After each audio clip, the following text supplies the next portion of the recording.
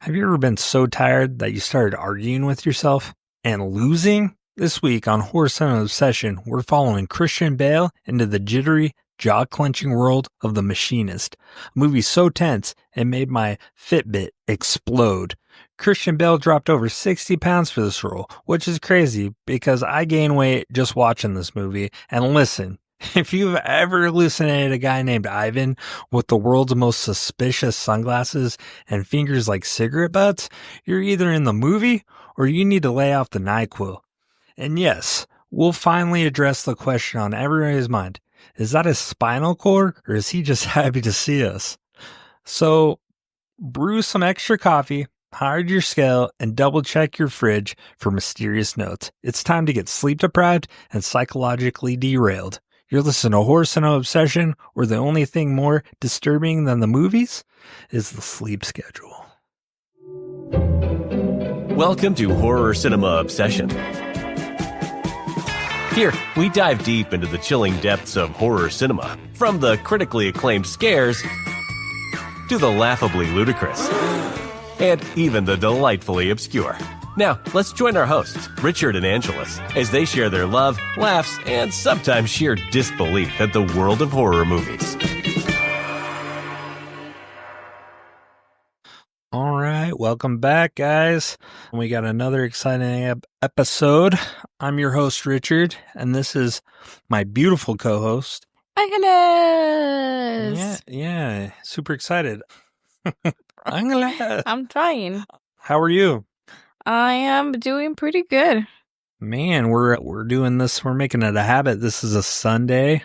We're recording again, so she's not giving me much editing time, but Oh, wow. I got a tight turnaround, but it's okay. I'm not complaining. I'm grateful. Thank you. Anyways, how's your weekend been? It was good. It was productive, I feel like. Nice. Although What'd you do? flew. Why are you trying to put me on blast, Richard?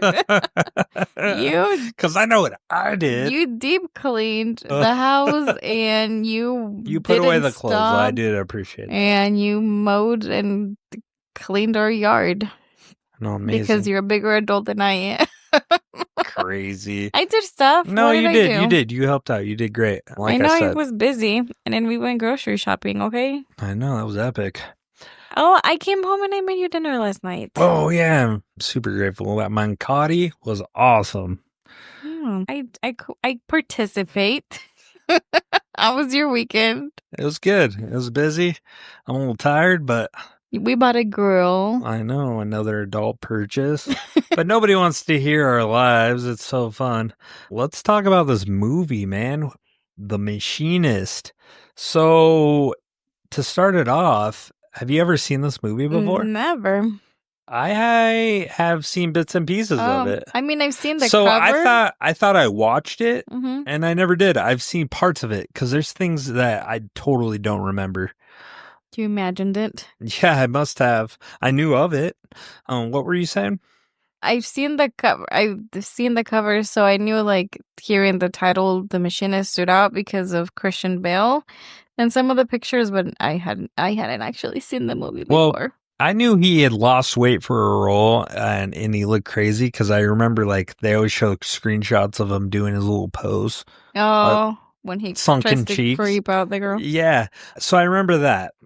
I didn't realize this was made. This movie came out October 22nd, 2004. I didn't realize this came out in 2004. I thought it came out much later. Oh. But this is months before. So 2004 happened, right? They shot this. Then he shot Batman Begins in 2005, I believe. It's somewhere in my notes. But so he had dramatic weight loss in here, which we'll cover, but then he had dramatic weight gain that nobody's ever saw before. He bulked on muscle to be Batman in Batman Begins. I did see at one point he gained too much, so he had to lose some weight again in order to get to the fit level that Batman should ideally be at. What's this crazy? This poor guy was just like up and down and up and down. Poor guy, he did it to himself. Well, he did it to himself. His poor body. Yeah, I mean, hey, kudos to him for doing it. He didn't die, and obviously I don't recommend that to anybody, but he did good. But yeah, did you enjoy this movie?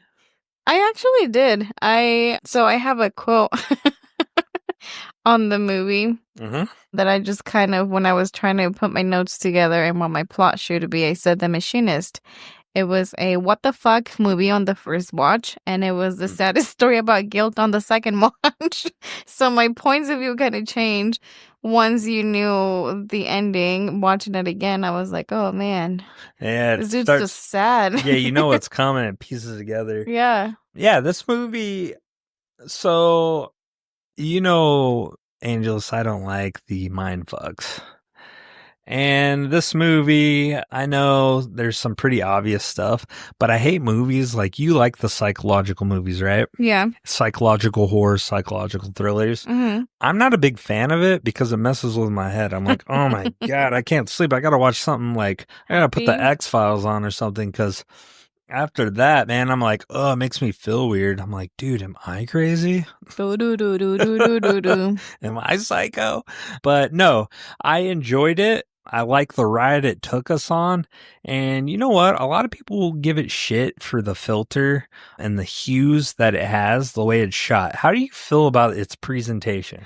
I actually like it because it puts you in a mood, I feel like, for this movie. It's brooding, dark, it's gloomy. Because I feel like if it had been a clean, like, shot movie, Mm-hmm. I don't know that you would have gotten the same effect out of it from someone who has insomnia to this level, where he's hallucinating. Yeah, I don't know. I really enjoyed it. It didn't take me out of it whatsoever. If anything, it added to the psychosis. It's like, wow, clearly this guy's having a psychotic break of some sort. You don't know quite as it's unraveling. I feel like it. Sorry, go ahead. No, it's good. What were you saying? Oh, no, I just feel like it for me, it felt like it pushed you more to experience what he's experiencing, you know? Exactly. Put you in his mood, his shoes. Well, and it's that dark, gloomy, is depressing. Mm-hmm. Like, when watching this movie, it made me feel that. I'm like, oh, I just feel terrible for this guy. Clearly, he's lonely. Clearly, like, he has nothing. Like, he's closed off. We don't know why, though. Yeah. Why he's having this breakdown, but you feel for him. At least I was. I'm like, wow, that made me feel something. We've all been there to a certain extent, right? Lonely, depressed. This guy takes it to a whole nother level, which the payoff at the end, I will say, I was happy with. Was it obvious? Yeah, hindsight's 2020. Looking at it, I should have caught it. This one blindsided me. Oh, you didn't see it? Not entirely. I usually am really good at calling these out. Mm-hmm. Maybe it was just my mindset or what, but this one caught me off guard, which I was delightfully surprised. Okay. Which most people are like, wow, this is so obvious, Richard. What the fuck? To me, it was I know you're better at like, oh, I saw it. I'm picking up on things. Well, usually I call it right off the bat, but yeah, and I could kind of tell that there was something going on, but I was still surprised by the ending. I wasn't expecting that to be the reason for his decline in health. Yeah. Yeah. It was nuts. I was like, oh. So we both enjoyed it, right? Yeah. So we're going to talk about it in extent. Yep. Hopefully our opinions don't change. Maybe they do for the better, worse. I don't know. I feel like researching the movie, it made me appreciate it more. I was like, oh, shit. Well, most of the time it makes me appreciate it more. Yeah, sometimes I'm just like, oh. A real clunker, I'll still be like, you know what? I appreciate it more. This research is amazing. Okay, so again, The Machinist was released October 22nd, 2004 in the U.S. Okay. Its budget, a film had a budget of approximately $5 million. In the movies we've reviewed, Angelus, $5 million seems pretty low in comparison to other movies and shitty movies, by the way, like Friday the 13th Part 7, New Blood. Love the movie, but that thing had more of a budget than this, if I remember right. Okay. $5 million. So, but box office, it's domestic, U.S. Do you know what it made? I have $8.2 million. Okay, that's worldwide. Okay. So, US, this is kind of a stinker. Like, this one bombed in the theaters, and then, like most movies we cover, we tend to find these. They turn into cult classics. This one, it domestically made around 1.1 million in the US. So it did not return investment. And usually when we read a movie to be successful, it has to score double, right? Or triple its investment. And like you said, the total was approximately 8.2 million. So this thing did not go anywhere. And this was more of a Christian Bale, what do you call him? His dream project? Dream projects. Would you consider this movie to be indie, though? No. I would not say it's indie, although it has a budget of an indie, but you have Brad Anderson directing this. And before this, if you listeners remember, if you listened to us, we covered Session 9. He was the director for that. That was more indie than this. Yeah, I guess I was surprised. I mean, I am and I'm not. That was kind of his big break, and this was his, like, I think he had something in between this, but this was part of his, like, okay, he's on the scene. Christian Bale's on this. Everybody's taking it seriously. Because if you remember, Christian Bale had already done American Psycho. He's riding off the coattails of that in 2001. He has something in between that. I'm sorry, I should look at my notes a little more, but you have him. He has credentials. American Psycho for sure. He's riding hot, and then Brad Anderson again, he's riding hot. So yeah, I guess I would just for the budget, and for him to agree and do this. I read somewhere down on an interview that passion project's what it is. The Christian Bale did. Yeah, after this he went into work. I can't remember the movie. It was like a war. He did Batman, and right after Batman he did a war movie. And then after that he said he was gonna go work with a first-time director on a budget of $1 million on another movie. Yeah. And he was excited about the script just because he liked experimenting and doing different characters in different roles and like big budgeted movies. What are the odds of this? This is our second Christian Bale movie we covered and our second Brad Anderson. Yeah. I don't know. I guess like for him being a bigger name, other actors, lift their nose and they're like, no, nothing small. And he's like, yeah, let's explore this. So maybe this is an indie because it is a passion project. And I could be wrong. I keep referring to my notes, but I think he put money towards this, didn't he? I didn't see that in my notes. Maybe he didn't. Maybe that's why it's only $5 million. Yeah. I don't know. But it was a passion project. He pushed for this. And in fact, the writer for this movie, when he wrote it, he envisioned a much older man in the role of Trent Reznik. Trevor. Yeah. I keep thinking of Trent Reznor from 9 Inch Nails. What is it? Trevor Reznik.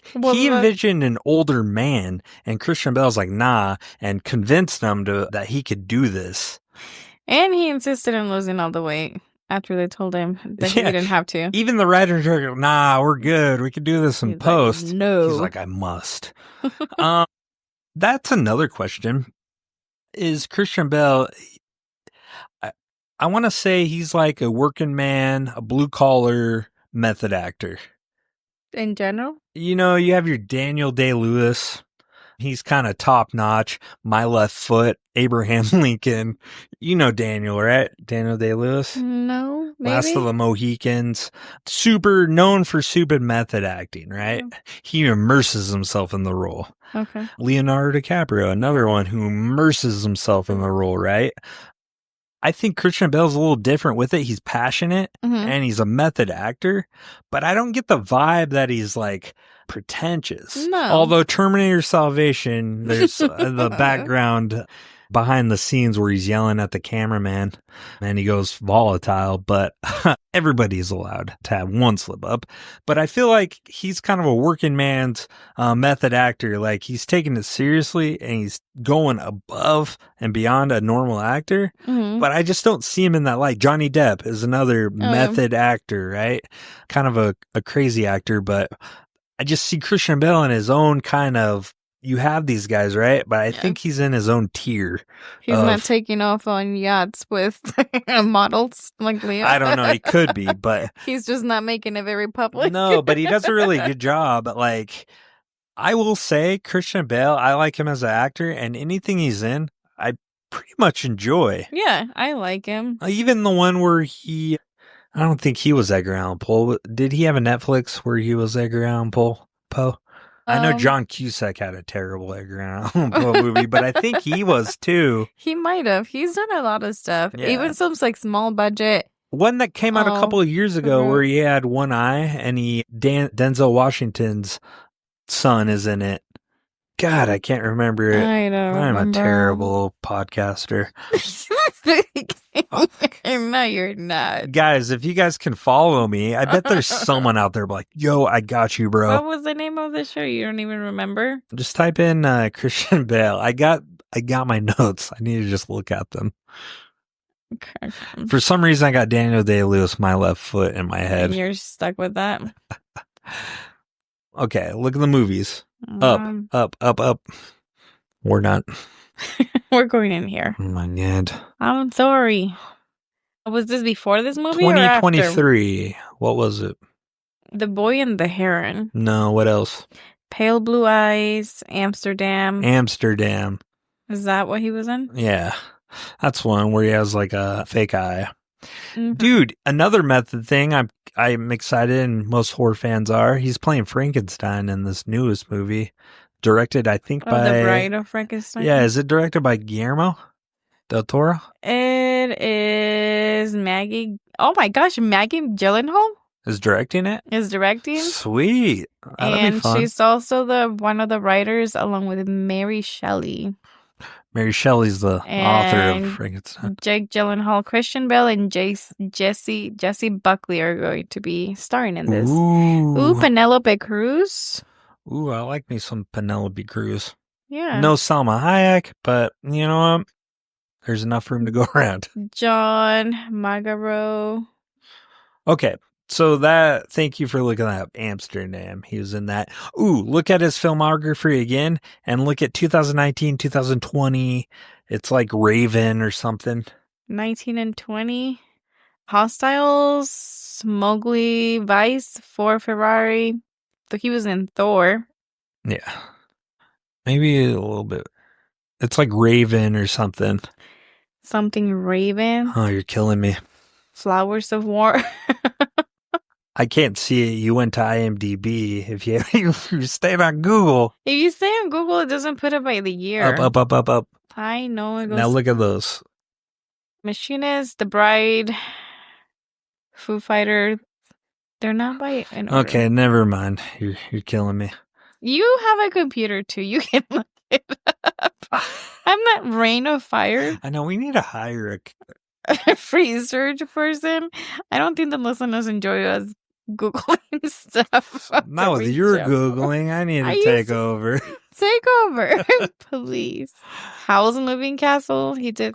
I don't see no bird on. Anyways, one of my favorite movies that he's ever done is 3:10 to Yuma. It's a remake. I love that. Anyways, keep going. You had a segment on, well, I look up the movie. Jesus Christ. What did you have? Oh my gosh. So one of the things, and I'm sure a lot of people talk about whether he's hallucinating or what the hell's going on with him during the movie. The specific thing that he's suffering from is anorexia nervosa. It's not very apparent because of his weight, but because he has a fear of gaining weight is what triggers his thing to go from just a normal anorexia to a nervosa. But anyways, did you know that the movie was like loosely inspired by a novel? Interesting. And it's The Pale Blue Eye. The Pale Blue Eye? Yes. Looking at the cover, you should. I don't see. I'm not shitting on you. It's okay. Didn't know. Did you know he was in Pocahontas too? That's crazy. He voiced someone in Pocahontas. Cool. He voiced, what was his name? The prince. Not the prince. The settler. Oh. Thomas? Was that his name? I didn't know that. That's cool. Yeah, he was the main dude. The blonde with the blue eyes that stole the Pocahontas. Anyways, story. Jesus. Exodus of So Gods and Kings was pretty good. There too. were a lot of inspirations on this movie. So the name Trevor Reznik is derived from Trent Reznor, the founder of Nine Inch Nails. Oh So shit! you were on See? spot with that. I didn't know that. That's cool. So the original script had Nine Inch Nails lyrics on the first page. But there were other tributes to the band.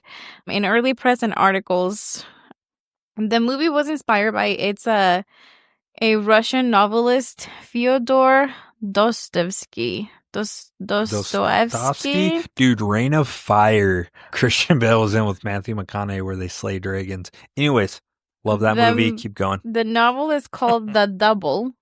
The Double. The Double. And so in one of the opening scenes, we see Trevor reading that novel called The Idiot. Mm-hmm.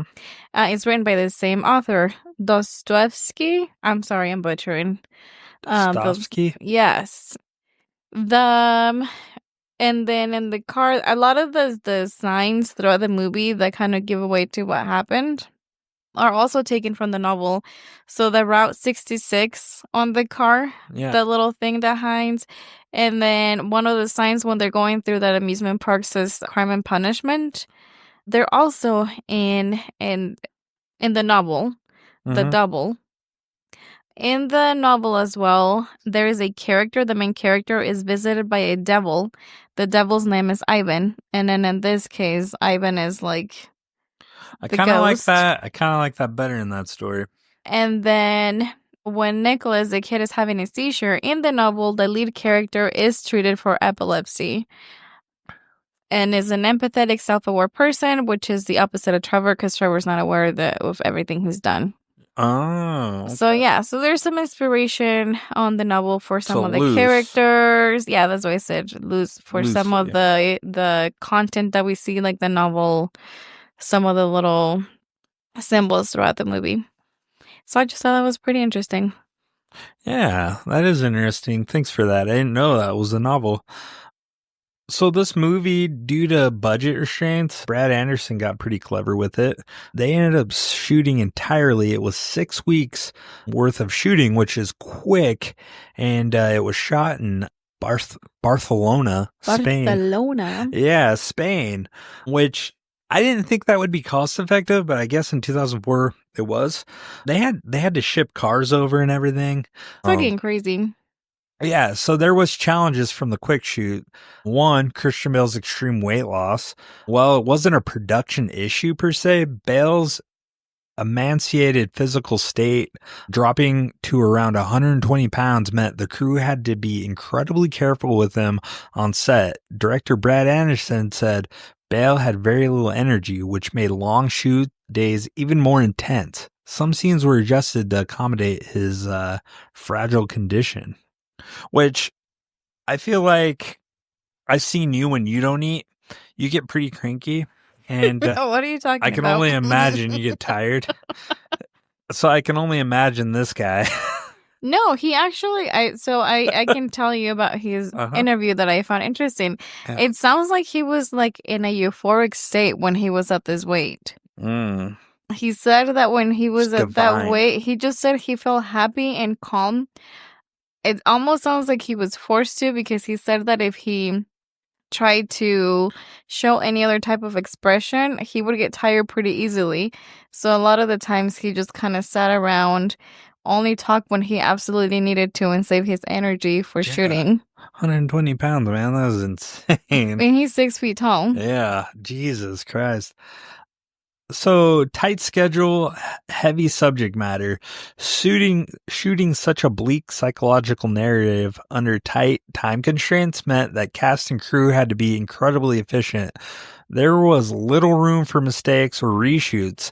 The emotionally heavy material didn't leave much breathing room between takes, and the tone on set was often very somber, also given the fact that Christian Bale couldn't talk and save his energy. Mm-hmm.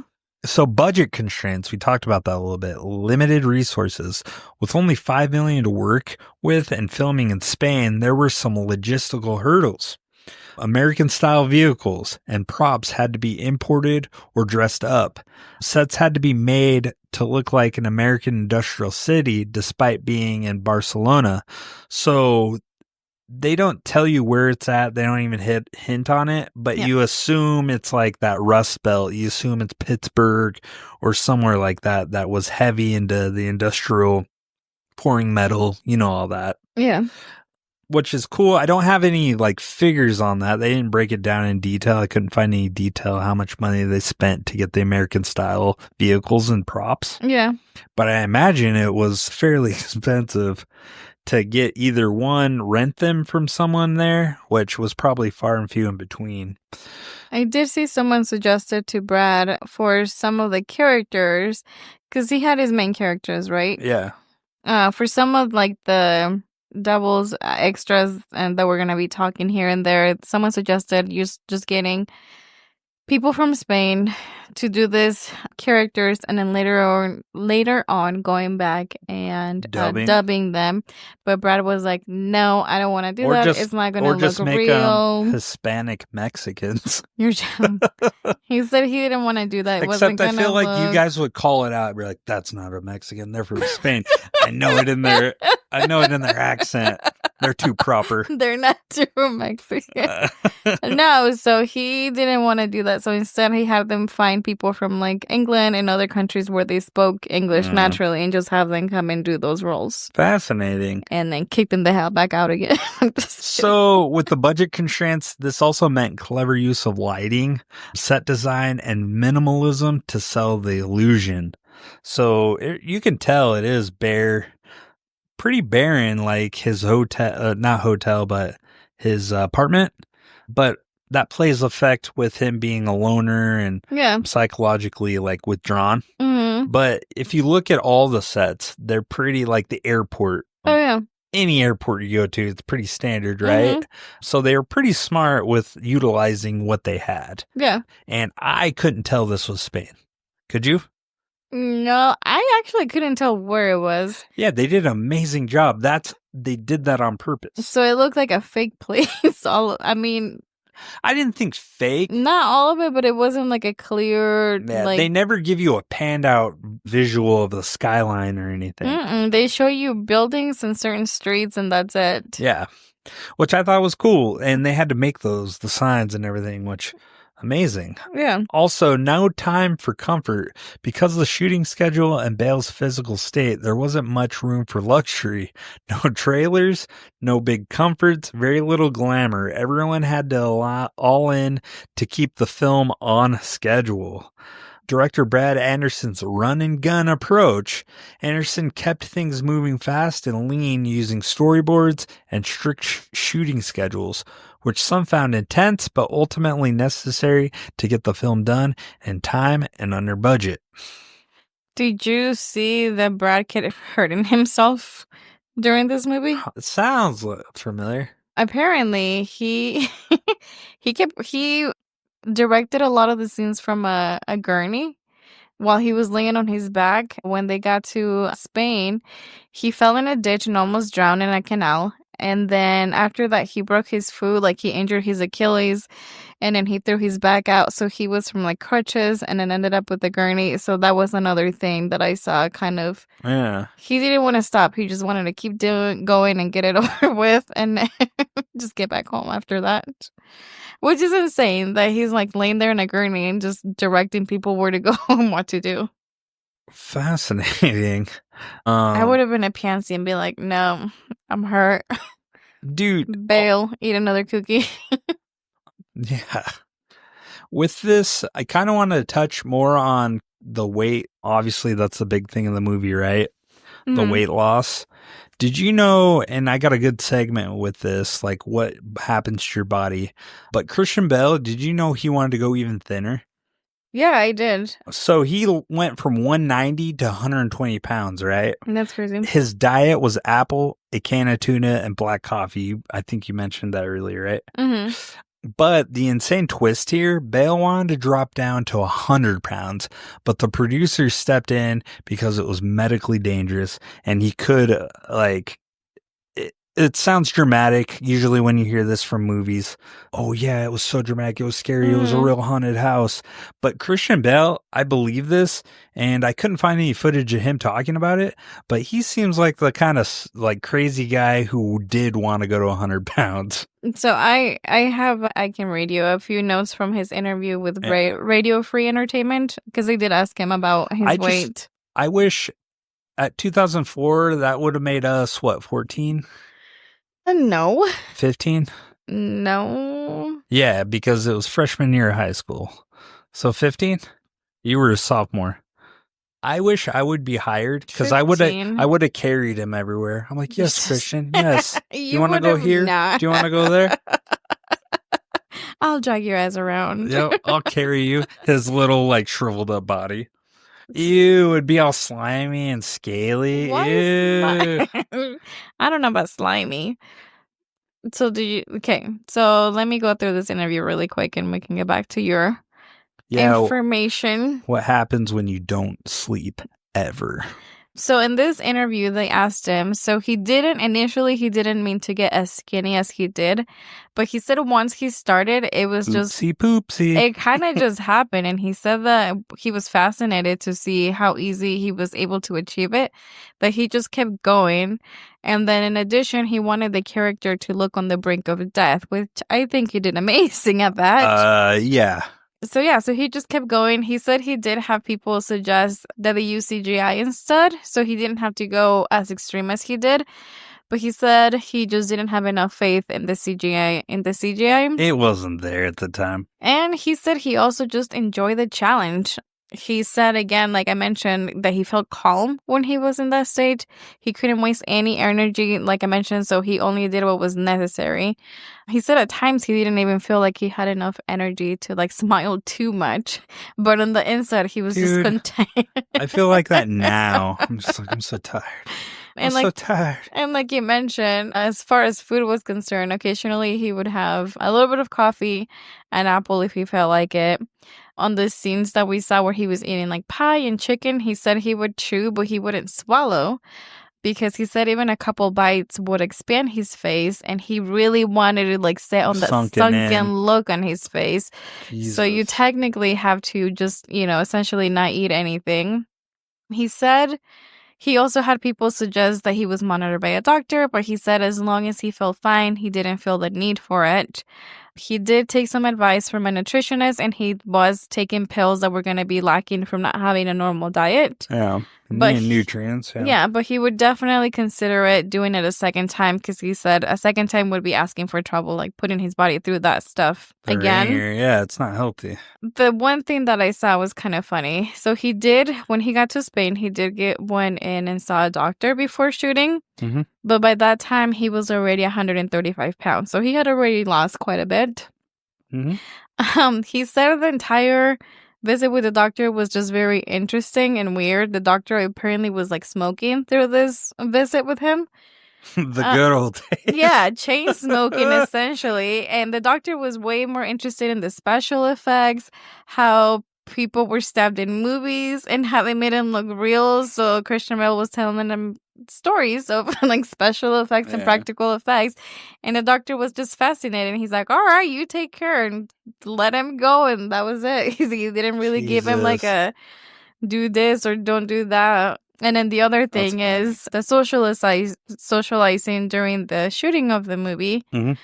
He said he quick realized that being too chatty and hanging out with staff after hours would make it to where he was really exhausted and he couldn't do the scenes. Dude, I feel the same way, man. Like, socializing, I'm just like too exhausted, man. So he said he was quiet for a lot of it. He would just go back to his room and just sit there. Once they did wrap up shooting, he said he did meet up with some of the crew and like actually socialize in a normal setting. Yeah. And he said that a lot of them did point out the change in talking to him, because he seemed just naturally more energetic to where he was just so quiet before. Yeah. Just from him trying to maintain his weight and the little bit of energy that he had. But overall in the interview, he said he really enjoys like this type of challenges of doing different transformations from American Psycho, Machinist, and in Batman.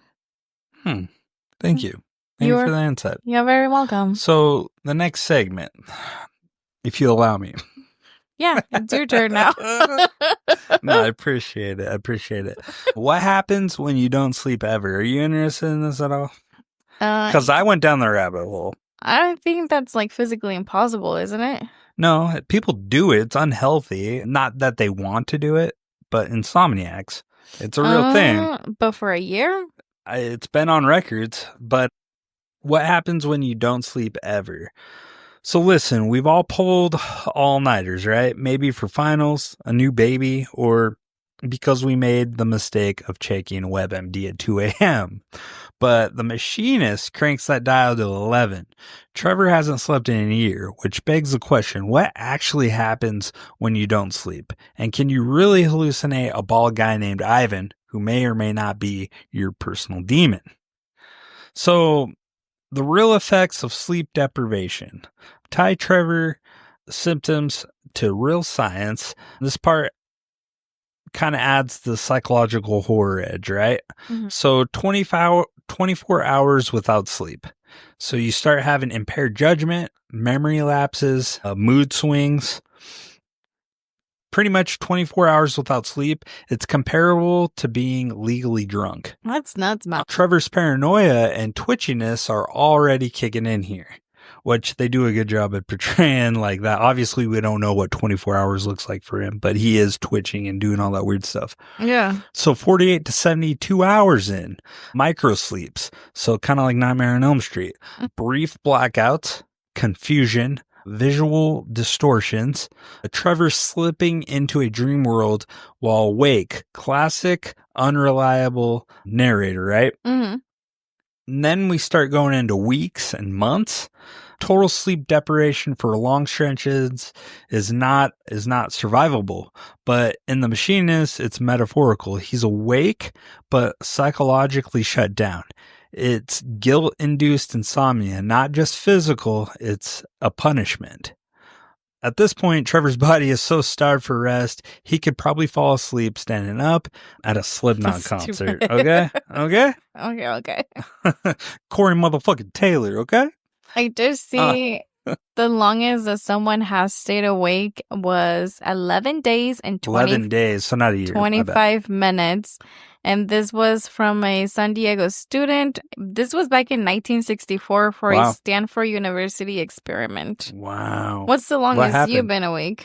Me? Oh, I need my sleep. Oh, really? I start getting cranky and delusional at like 14 hours up. What's the longest, though? I can't remember. You can't remember? I think I stayed up a whole day. 24 hours? I worked back when I used to work at the foundry. We'd pull all-nighters and all day. So 24-hour shift wasn't unreal. You get used to it. Okay. So I know I've done at least 24 hours, maybe a little bit over. I think I've done somewhere around 30 hours. Oh. And it is not fun. No, it's never great. I did it for school. Pull an all-nighter with studying, and you can I think after the 21st hours, definitely the twitching, I could notice it, and just like the moving around, it did feel like, oh my god, am I gonna fall asleep right now? Die in your dreams. You die for real. Mm-hmm. Horror movies and insomnia, a match made in madness. Made me happy, okay? The machinists use insomnia the same way A Nightmare on Elm Street does. Sleep becomes dangerous, but so does not sleeping. So it's a catch-22, right? Double-edged sword. Sleep deprivation creates this in-between space where reality blurs with delusion. It becomes its own form of haunting. Trevor is haunted by his actions, but also by the fact that sleep would force him to confront them in dreams. So when your conscience is that loud, even Ambien, like, bro, I got nothing for you. And then, so number 3, the mind as a horror setting at this point. So The Machinist is a horror movie without jump scares, ghosts, or monsters. It's all internal. His waking life is a nightmare because he can't escape himself. That's why the tone is so cold gray, and distorted. It's like a dream he can't wake up from. Think, Angels, I don't know if you've seen this before. They have a remake too, Jacob's Ladder. No. How about Repulsion? No. Black Swan? Yes. Okay. So other films where sleep, trauma, and psychosis blend into horror. So Black Swan is a classic case of that, right? Trippy. You don't know what's real and what she's imagining. She's pushing herself. She's stressed. She can't sleep. I think we all have done that with work, right? Yeah. So, Angeles, could you function without sleep for a year, or would you also be shadowboxing your invisible coworker in a sleeveless shirt? No, I could not. I feel like I said, my max was like 24 to 30 hours. And then nowadays, I don't do that anymore. But after a few hours, I'm like, you know what? As Richards. You stay up till like, dude, I don't know how you do it. You sleep only 4 hours a night. Not every night. I get my full 8, sometimes 9. But I live by Richard's word. Sometimes I'm like, I'm done. This is a problem for tomorrow. Dude, this is future Richard's problem. I use that all the time. Futures are, yeah, your motto. Yeah, I don't know. I definitely can't operate it. I tap out. Even as a kid, like, we'd play video games all night, like Halo and shit. Yeah. And I'd be the first to be like, yo, I'm going to bed. It's like 4 a.m, daylight's coming out. I'm like, dude, I gotta sleep. Everybody else stays up till like 7. That's crazy. I'm like, I gotta pass the fuck out. Yeah, like you need your night rest. So to close this out, what happens when you don't sleep? Apparently, you lose your grip on reality, crash your coworker's arm into a machinery, make cryptic post-it notes, and hallucinate bad men who look like Ivan Drago's meth head cousin. Jesus. In other words, it's terrifying, and the Machinist captures it so well, you want a nap after watching. I definitely wanted to go to bed. I was like, I need to sleep after this. That and the couple palomas I had. It was all mixing that was together. all she wrote. So I have another segment to roll into. If you're interested. This movie is a giant puzzle. I think we can agree, right? Yeah. So there's fan theories. I'm not saying they're 100% correct. They're all wrong. Yes. We obviously know, or at least I can say I'm confident enough.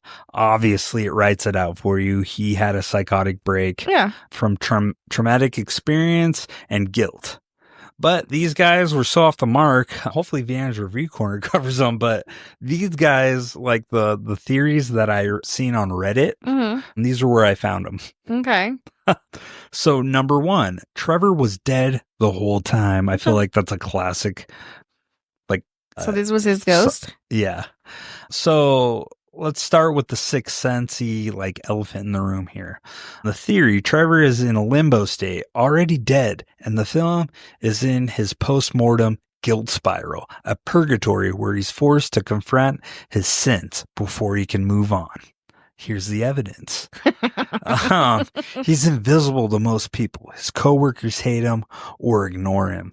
Everything is bleak, sterile, and lifeless. The final scene of him smiling as he's arrested, almost like he's finally found peace, and not because he's going to jail, but because he's moving on, or because he finally admitted his guilt, but whatever.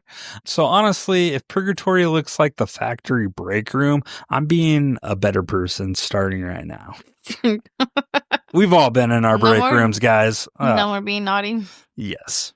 I don't know. I think he's pretty visible. Like, his coworkers see him. People know who he is. So you don't agree with theory number 1? No. Trevor was dead the whole time. Yeah. I feel like that's just a classic psychodrama horror stuff. It's been a long time since I watched The Sixth Sense, but did other people interact with Bruce Willis or no? Or was it just the boy? Yeah, just the boy. Oh, then that's a fucking obvious. No, he interacted with a lot of people. Yeah. Unless every single person was imaginary. Yeah. Are you ready for fan theory number 2? Okay. This is literal purgatory. So similar to the first one. So a variation on the above one. Trevor is not dead, but caught in Dante's Inferno style personal purgatory. I can see that. Each bizarre event is symbolic punishment tied to his guilt, which, yes, that is more Yeah. accurate, right? He's still interacting, but it's just him suffering. Yeah. So the evidence would be Route 666, the carnival ride, is a metaphor for his descent into hell. Mm-hmm. Ivan is his inner devil, kind of like the book. Yeah. The maze-like apartment, surreal lighting, the claustrophobic repetition is part of that, right? Yeah. And then the ending is his moment of confession, allowing him to finally rest. Okay. So I think that's kind of, for the most part, I think that's pretty accurate, right? Although it's a short purgatory, a year. Yeah. So some fans think the reoccurring clock motif, the 1:30, and time reference are metaphorical. He's stuck in an eternal loop until he accepts what he's done. Dun, dun, Which makes sense. I dun. can actually get behind that. How did he die, though? It didn't say.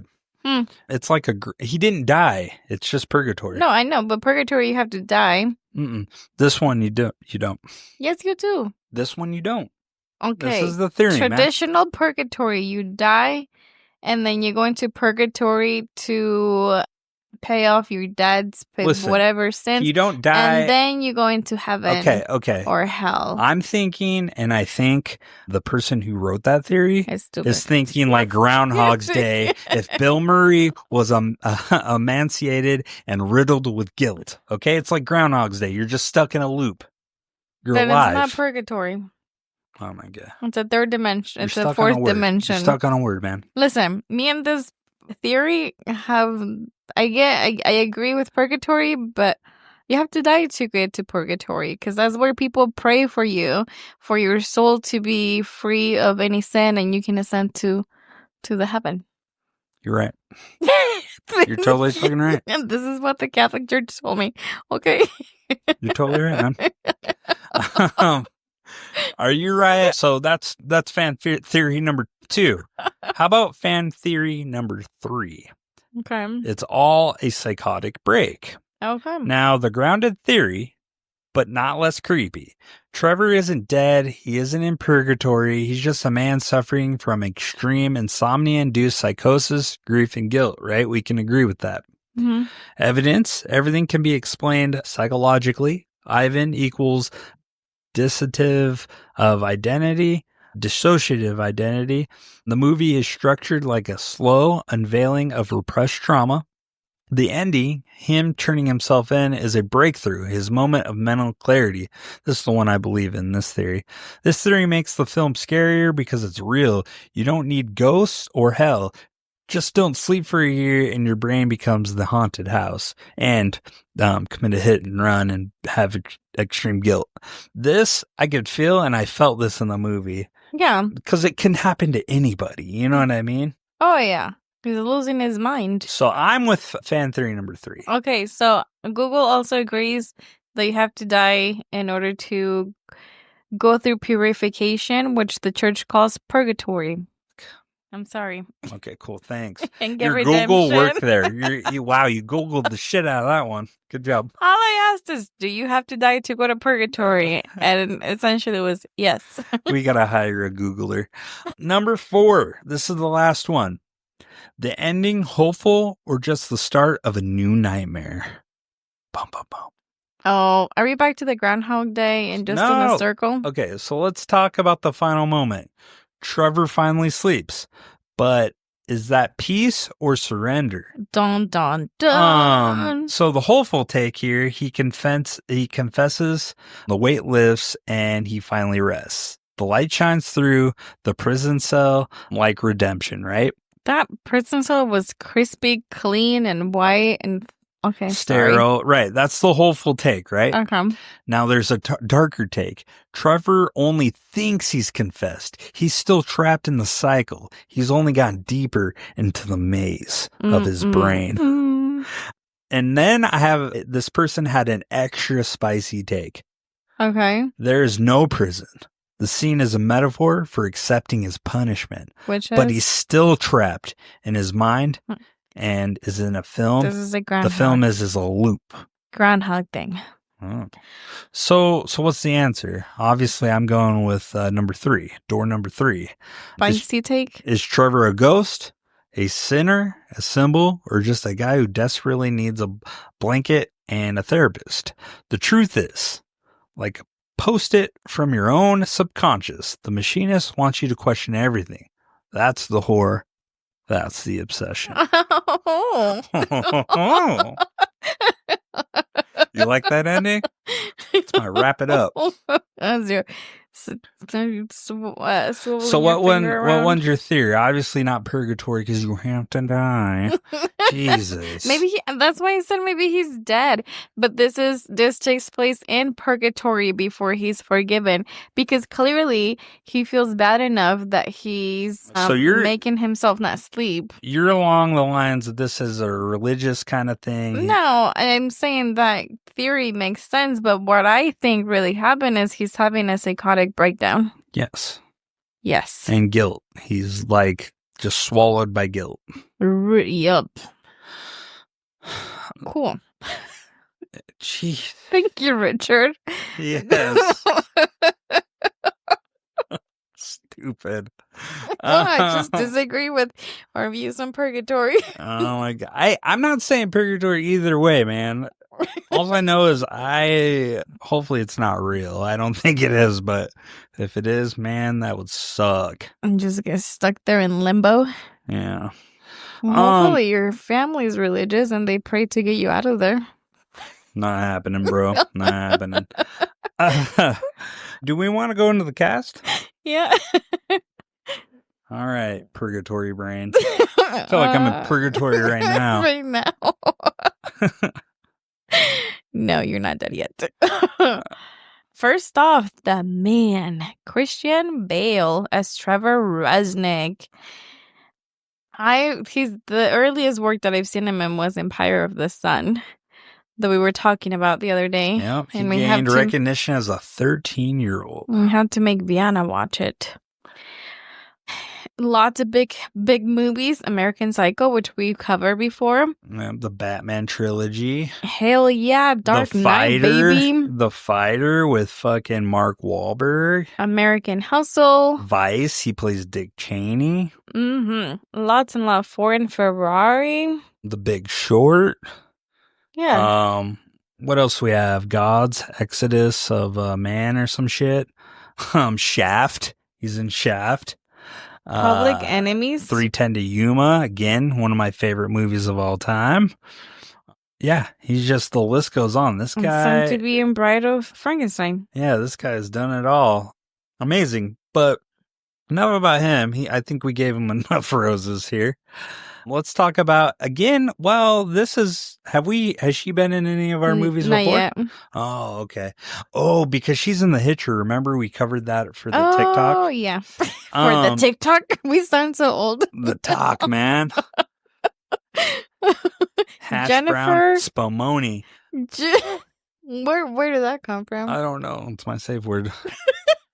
Jennifer Jason Leigh, JJL. She plays Stevie, the sex worker. Yes, beautifully put. Dude, she does not look like she was born in 1962. No, she's really good for her age. Aging really well. So she's been acting forever. It seems like, definitely before my time. I was born in 89. Her first scene that I seen was in the 70s, right? 78? Or is it 82? For which? Jennifer Jason Leigh. Oh, yeah. What? Was it Fast Times? That was 82. Or was there something before that? It goes way back when, man. Okay, can you look at that? You got it up Here right we there. go again. I'm telling you, Google doesn't organize movies by a year. And it only shows like the most popular ones. Okay. So what I have in my notes, I don't get all the movies. So I have Fast Times at Ridgemont High in 1982. She plays Stacey Hamilton. And then she's in Single White Female in 92. We go back to The Hitcher, I think, in 84 or 86. The Hateful Eight, I didn't realize she's in that. She's Daisy Domergue. And Annihilation in 2018. I didn't realize that either. And then obviously Atypical. Our favorite TV So seeing her breasts in this movie totally threw me off. I'm like, no.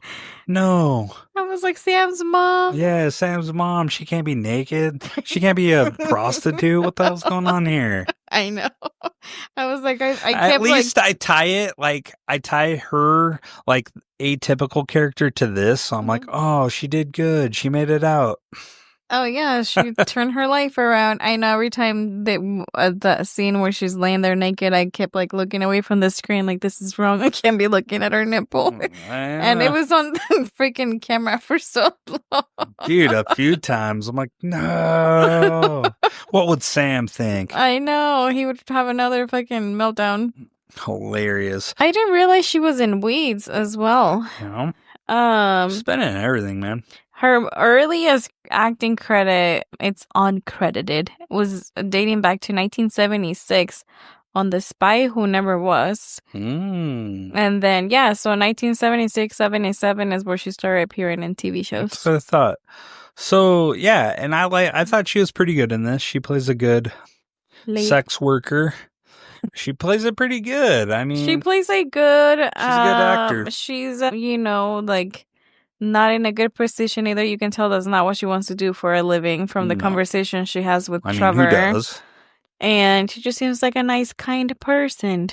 Kind person. With kind eyes. Soft on the eyes. And sorrow. And then we have Aitana Sanchez Gijon as Marie. Yeah. She plays the waitress at the airport who's always pouring hot coffee. So she was born in Rome, Italy, to Spanish parents. So she is of Spanish-Italian descent. She gained prominence in Spanish cinema and has also appeared in international productions. In 2025, she received the Goya de Honor, becoming the youngest woman to receive this honor. Very nice. Yeah, so some of the movies I have is The Walk in the Clouds in 1995, The Chambermaid on the Titanic in 97. She was in the fucking Titanic? Fucking insane. Parallel Mothers 2021. She plays Teresa. Yeah. She was in El Pozo in 2016 and in Tierra Baja in 2025. Nice, I liked her. And then we have John Sharian as Ivan. Yeah, the dude with the toe finger. I thought that was weird. Is that in the book or something? Like a claw? No, not that they mentioned it. That was weird. I don't know. I guess it adds the giveaway that he's having a psychotic break. But anyways, John Sharian. So John Sharian is an American actor trained at the Bristol Old Vic Theater School. He began his television career in the early 90s and has appeared in various films and television roles, often in the thriller and science fiction genres. So he, in 94, was in Death Machine, which I don't remember him in. He plays Jack Dante. And then he's also in The Fifth Element. He plays the flying cop. So he's one of the cops. Cool. There's so many of them. Yeah. You love The Fifth Element. I do. And then he's also in, and I don't recognize him in this, I need to watch it again, but one of my favorite films, Saving Private Ryan, 1998. He plays Lieutenant DeWint. Lieutenant. Yeah. I saw he's done a lot of voices for video games. A series of them were called True Story. Or no, sorry. He was in True Story, which is a movie in 2015. But yeah, there's a lot of video game credits. Yeah. Under his name. Take it or leave it. He was kind of serviceable, I guess. Whoa. He was okay. He was in The Kitchen in 2019. He was in The Blacklist for a few episodes. What else? Is that it? Yeah. Cool. And then this guy has a fucking badass name, dude. Michael Ironside. He plays Miller. This guy is in a bunch of movies growing up. He's the one who lost his arm, right? Mm-hmm. So he's a Canadian. Shout out to all our Canadian listeners. We love you. So he's known for his roles as villains and anti-heroes in science fiction and action films. He has over 270 film and television credits and gained Dang. recognition for his role in David Cronenberg's Scanners, 1981, which we will be covering down the road sometime. What's it called? Scanners. You ever heard of it? No. Man, it's so good. So he's in Scanners. He's also Top Gun 86, Total Recall in 1990, and Starship Troopers, baby. I love that one too. So this guy, man, he's in a little bit of everything. I know he's in other movies like I can't pinpoint right now, but my childhood, he's been in all sorts of ones. Top Gun. Yeah, I mentioned it. Late Night with the Devil. Who was he on there? Oh, he was on that. I don't remember him. Yeah, he plays like the dude who's like, I'd have to rewatch it, but the psychic guy, he's like calling his bluff and shit. Okay. Did you know at one point he did a voice for a Batman animated character? I did. And then he got to work with Christian Bale, and now he is the Batman. And he's living the dream. Oh my God. Oh my God. There were two Batmans in this movie. Cool. So no, I like him. He did a great job in this movie. Very believable when he lost his arm. He cut those hedges with one arm, dude. That's amazing. I was scared when he was getting off the ladder. I was like, oh, he's going to drop those. He's going to drop it. Then we have Lawrence Gillard Jr. as Jackson. This guy was in The Wire, The Walking Dead, Gangs of New York. He seemed pretty good. And then we have Reggie E. Cathy as Jones. So this guy, I think I remember him in the, what's the one with Bobby Boucher? He plays the kicker who kicks he imagines it's the Ku Klux Klan and he kicks it through the field goal. That's him? Yeah. Oh my God. I just remember him in that. I'm like, oh man, he did good. He was in Square One television from 87 to 92, a TV show. House of Cards, Fantastic Four. He was Dr. Franklin Storm. The Mask. Maybe I got the wrong person. He was also in American Psycho. He was the homeless man on the alley that he killed. Oh, so I got it wrong. So that was Lawrence Gillard Jr. was the one who's the kicker in that movie. And the water boy. Okay. He was in Lights Out, House of Cards, Outcast, Luke Cage, and more recently I saw credits for Reggie Cathy as in Rapunzel's Tangled Adventure TV show. Yeah, and then we have Anna Macy, who was Mrs. Shrike, the landlord. Okay, cool. And then we have Robert Long as a supervisor. And Matthew Romero Moore as Nicholas. And he only had one other credit, the little boy. Gotcha. A golpes, and that's it. That's all I have for cast. And then we won't touch on them because we did. If you remember, you can listen to the background on the director Brad Anderson. But again, we can just cover notable filmography. Happy Accidents in 2000, Session 9, obviously in 2001, The Machinist in 2004, Trans-Siberian in 2008, Vanishing of the 7th Street, a post-apocalyptic horror film involving mass disappearances and shadows taking over the world. That was in 2010.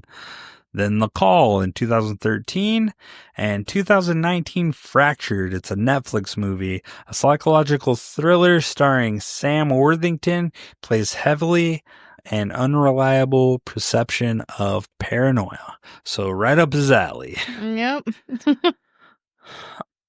So I think he did good. I think he was a serviceable director. I enjoyed Now. Session 9 was fairly good, but this one kind of took it over the top. Yeah. For me, I like him.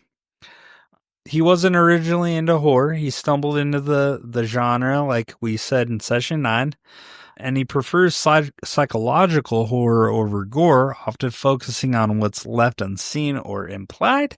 Despite directing intense material, he's described by actors as a calm and collaborative on set, very much an actor's director. So he's not a psycho. Okay. But the writer for The Machinist, this is Scott Kozar. So this guy we've covered before. Do you know what movie? I didn't find all. Oh, yes. Texas Chainsaw Massacre Massacre, 2003, my the favorite horror movie of all remake. time, baby. I love that. Sorry, I got excited there. So he graduated UCLA, School of Theater, Film and Television, claim to fame, known for writing psychologically intense horror and thriller scripts that often deal with trauma, guilt, and fractured identity. The Machinist was his breakout script, and it became a cult classic due to the eerie minimalist tone and mind-bending story. But I do not agree with that. I think Texas Chainsaw Massacre was the breakthrough, man. There was some drama in that. Oh but my it was god! a remake. Get the fuck out of here! It That wasn't movie an fucking. original story. Okay, guys, excuse my language. That movie fucks. Okay. You like that movie when we watched it. Do I have to make you listen to that episode again? Or do I have to make you watch that movie again? The same one? Yes, I love that movie. Oh, my lord. Yes. So he also co-writer of The Crazies. Have you seen that one yet? The remake? No. 2010? Man, with Timothy Olyphant. Hmm. It's a remake of George A. Romero's 73 film. So I love both of these. But The Crazies I watched in the theaters. Texas Chainsaw Massacre I watched in the theaters. Amityville Horror. He also wrote the remake. Did you watch it in the Yes. theaters? Oh my The god. only one I didn't see of his movies is The Machinist. Huh. This guy was on a roll for me, man. Very nice. I saw he also, on TV, he worked as a supervising producer for Bates Motel and Haunting of Hill House. Oh, boo. Wow. They were pretty Hill House good. didn't do it for me. Bates Motel was good. Haunting of Hill House, meh. Too slow for me. But, so fun facts I have for notes. Kozar had said The Machinist was inspired by Kafka, Dostoevsky, and the films like Repulsion and Taxi Driver. He never imagined Christian Bale would play Trevor, like we were saying. He definitely wanted an older, broken down man, but was blown away by Bale's dedication. And then the original script had a lot more ambiguity, but director Brad Anderson worked with him to tighten the psychological arc. Nice. Yeah. Do you have anything more on the writer? No, senor. Do you have anything else you want to contribute before break? We will be back with amazing plots. Amazing plots. Yeah. We got a good sponsor for you guys also this week. It's called Tranquil. It's a sleep aid / psychomed. So listen up and then we'll be right back.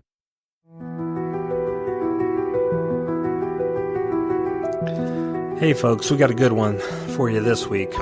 Are you tossing, turning, and hallucinating shadowy men in sunglasses? Are you struggling with guilt, paranoia, or rapidly declining body mass index?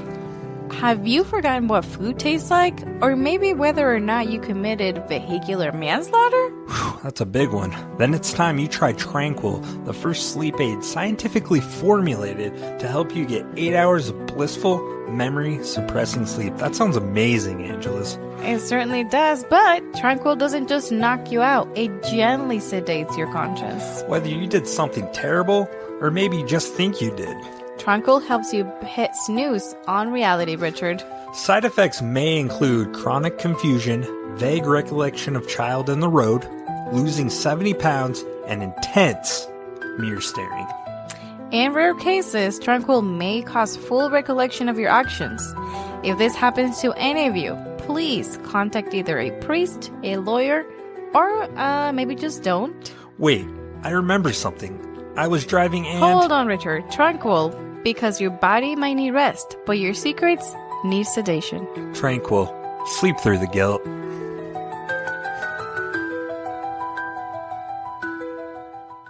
All right, we are back. I downed a whole bottle of Tranquil, but we're going to see who passes out first. Me or the show? All right. Okay, so for my plot this week. Whoa, I don't have to ask you? Okay. No, you say you wanna choo. What? Choo right through. I don't know what that means, but go ahead. Well, in the meantime, I don't know if your Tranquil is gonna work or not.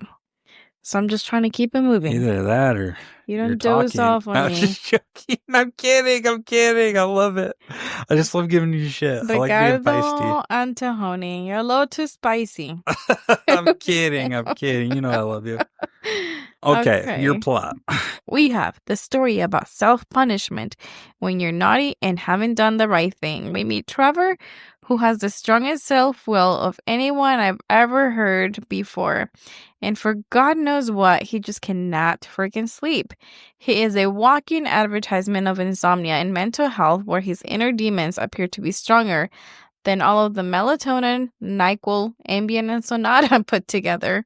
As a result of his lack of sleep and eating, his physical and mental health deteriorate like cray-cray, down to literally skin and bone, and looking like a ghost of what he used to be. Trevor bounces around town trying to grasp onto any reality and any company he can, all while trying to figure out the riddle of a suspicious coworker who may or may not be messing with his head. But for some reason, everywhere he looks, Trevor sees Ivan waving his toes in awe. Lose a bit of your sanity and see if you can solve this puzzle of who done it, and which of Trevor's companions is real and which are a figment of his imagination. The end. Are you still awake, Richard? We lost him, you guys. No, I'm here. I was processing. No, that was good. Good job. Thanks. Well written, well spoken. Oh, gracias. Yes. CC. Okay. You ready for mine? Trevor Reznik hasn't slept a year, and not in I'm a new parent way. In the I might be haunted by guilt, hallucinating a bald dude, and wasting away like a haunted skeleton way. He works in a machine shop where the only thing more dangerous than the equipment is his grip on reality. One coworker loses an arm, Post-it notes start appearing on the fridge, and this shady motherfucker named Ivan shows up looking like Pitbull's evil twin. But only Trevor can see him. He starts thinking there's a conspiracy. The truth? It's way worse. Let's just say when you mix industrial horror, a full mental breakdown, and Christian Bale's horrifying crash diet, you get The Machinist. A bleak, brilliant reminder that guilt will eat you alive if insomnia doesn't do it first. Seriously, take a nap after this one. You'll need it. I hate you. Why? Why are your fucking plots always so clever? Pitbull's evil twin. I was like, what the fuck? I only imagine you think they're clever.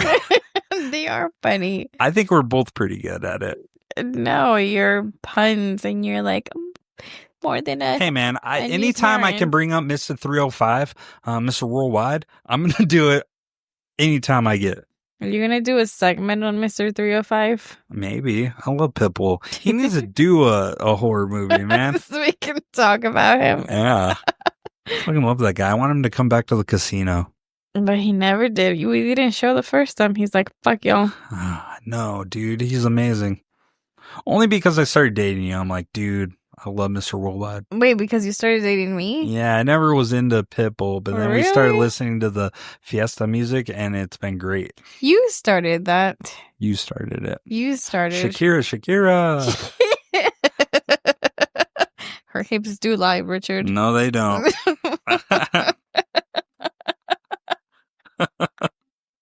Does he have any movies? Pitbull? Yeah. I don't know. I couldn't tell you. I don't know if he can act. Dude, the best episode on Pitbull was on that show on Hulu. Yes, with Craig Robinson. Yeah, with all the different impersonators of Pitbull. Yeah. And they can't break character. Yeah, that's where I got the Miss Worldwide. Stupid. Okay. So do we want to go to our segment Moments That Matter? Sure. Okay. Let's go.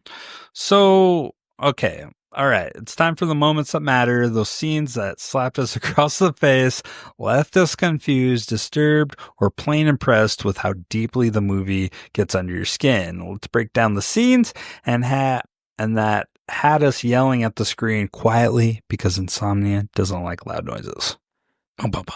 Bum, bum, bum. My segment intro sucked. But that's okay. That's okay. We're an honest podcast, so can't win them all, right? Yeah. So to start this movie off, we start off where?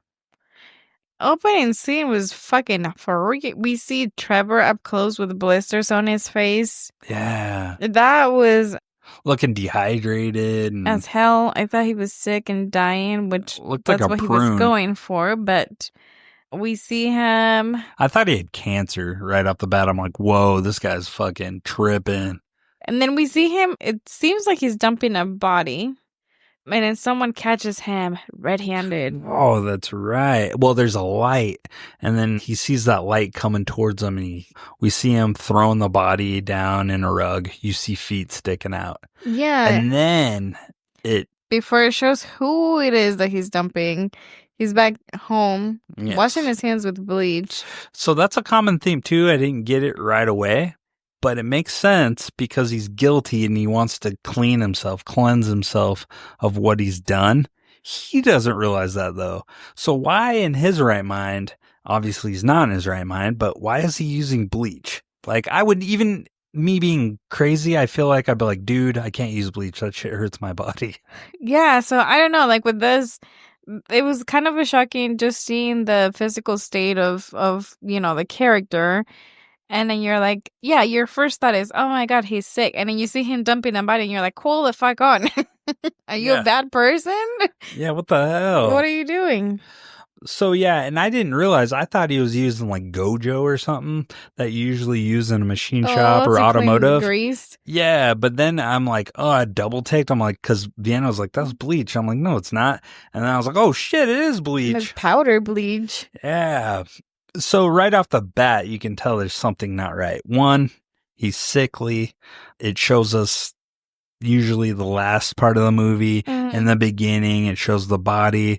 It's like, oh shit, he killed someone, which I thought it was the sex worker. Oh, yeah. I think that's the whole puzzle throughout the movie is as you go back to the beginning. Yeah. Who was in the carpet? Which he did kill. And the metaphor of who was in the carpet is the kid he killed. Spoiler alert. Spoiler? He killed a kid. Hit and run. Yeah, so there was never anyone in his house that he killed. Yeah, and then we see him, we learn that he has interactions with this sex worker named Stevie. Mm-hmm. Jennifer Jason Leigh. And this is... Sam's mom and Atypical. Elsa. She makes comments about he's so skinny. If he was any thinner, he wouldn't exist. And the interesting thing that she does, and you can tell that she's a caring person, is, she's like, hey, we have 30 minutes left of the time. I could make you some food. Yeah, off the clock. Yeah. Just like she's like concerned. And then the other and thing she does like him, but not like him in the fact, I think, because later as the movie progresses with her character, I think she's looking for an exit and she sees him because he's nice enough, or he seems nice, that she's like, you know what, I can make a life with him. He seems like he's doing all right. Like, obviously, he's lonely. But he's kind to her as well. Kind, exactly. And they have fun together for the most part. Yeah. Because she gives him breaks. She's like, hey, this is off the clock. We can just sleep. And that's when we find out he doesn't sleep for a year. But that's throughout his interactions with her, which is real. I don't think it's fake. I think those situations with her were real moments. Yeah, and then this scene here, when we get introduced to her, is when she makes a comment about him being thin, where we see that popular image of him where Silence he looks like he's dancing, kind of thing, yeah. puckering his lips, and even she gets like, she's like, don't. She gets weirded out by it. And it is creepy, dude. You see his spine, and then you see his ribs. It's just not good. He's like disappearing. He turns sideways. Like, and you were eating dinner, there. and you were like, I can't watch that. And you assholes, everybody needs to be represented. Oh, you brought that. Everybody needs to be represented. I just I don't know, seeing extreme images and eating, I was like, whoa. Yeah. I was not ready for that. So that's like the arc of her character, though, is kind of, she's the vehicle to kind of keep the movie going in the real world for him. Yeah. I feel like. And then we see, so this title, I don't know, did the title of the movie make sense to him? It refers to his job. Yeah, he's a machinist. Yeah, but that's it. I don't know. I was just looking, I was like, oh, interesting. So a movie about your life would be just your job title, and that's it. I know, right? What do you do? The gardener. Whoa. The butcher. The accountant. Oh. Ben Affleck? Oh. Accountant 2? Hey, that's your movie, dude. Was he is. your superhero? He was. Oh. Everybody at the office has seen that movie, let me tell you. It's pretty good. It's pretty good. Oh, with his Twitter. Yeah, he works on machines. Dude, we got to be a video podcast. We got to get visual.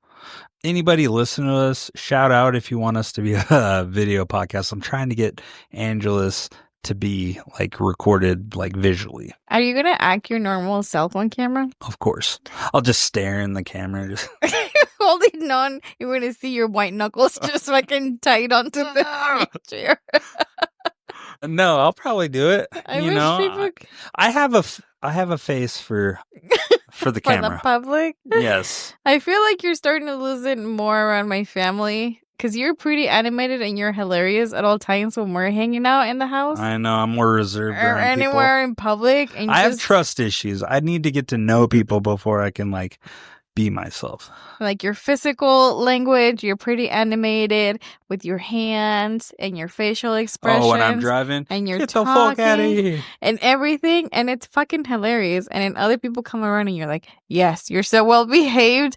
And I think you're listening up because even Madison, she's like, Richard's really funny and he's very drama. And I was like, yes, my Richard is drama. Yeah.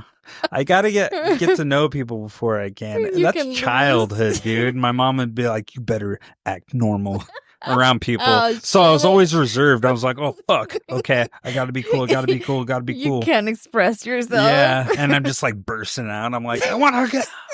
You want to get out? Yeah. This is how I talk, mother. Dramatic, to be or not to be. Why didn't you join theater? Is frowned upon in my family. I would have been ridiculed. That's the other part of that. You would have been great. You would have been like the comedian we saw where he was like a lot of hand gestures, and I was like, that guy's a theater guy. And at the end, he was like, yeah, an entertainer. I honestly think I could have been an entertainer. I wanted to do drama. I just was afraid because, like I said, my family would ridicule that. So I went into music because I could express myself there. I hate everybody. I'm just kidding. What? Anyways, we got sidetracked. But we might become. I just got to get the 4K camera. And we're going to be. We have a camera. I know. Maybe we can use that. We have a tripod. Are you going to wear your Snuggie? Should I wear camera? My Snuggie? Signature. I'll get you a Horse Cinema Obsession Snuggie. I got a Snuggie. Maybe that'll Christmas. be our thing. Maybe we both wear Snuggies, although I can't like contain this. It's like a blanket dress and it's so warm and cozy. I know, I'm jealous. It looks fucking amazing. It is. So yeah, more to come. But anyway, where were we with on the movie? We see him at work. He knows all the regulations for OSHA because their supervisor's yelling at them.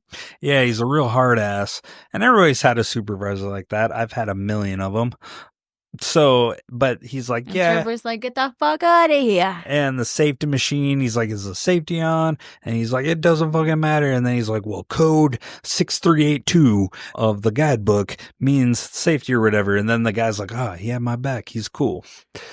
They later on go into the locker room and they're getting dressed, leave for work, right?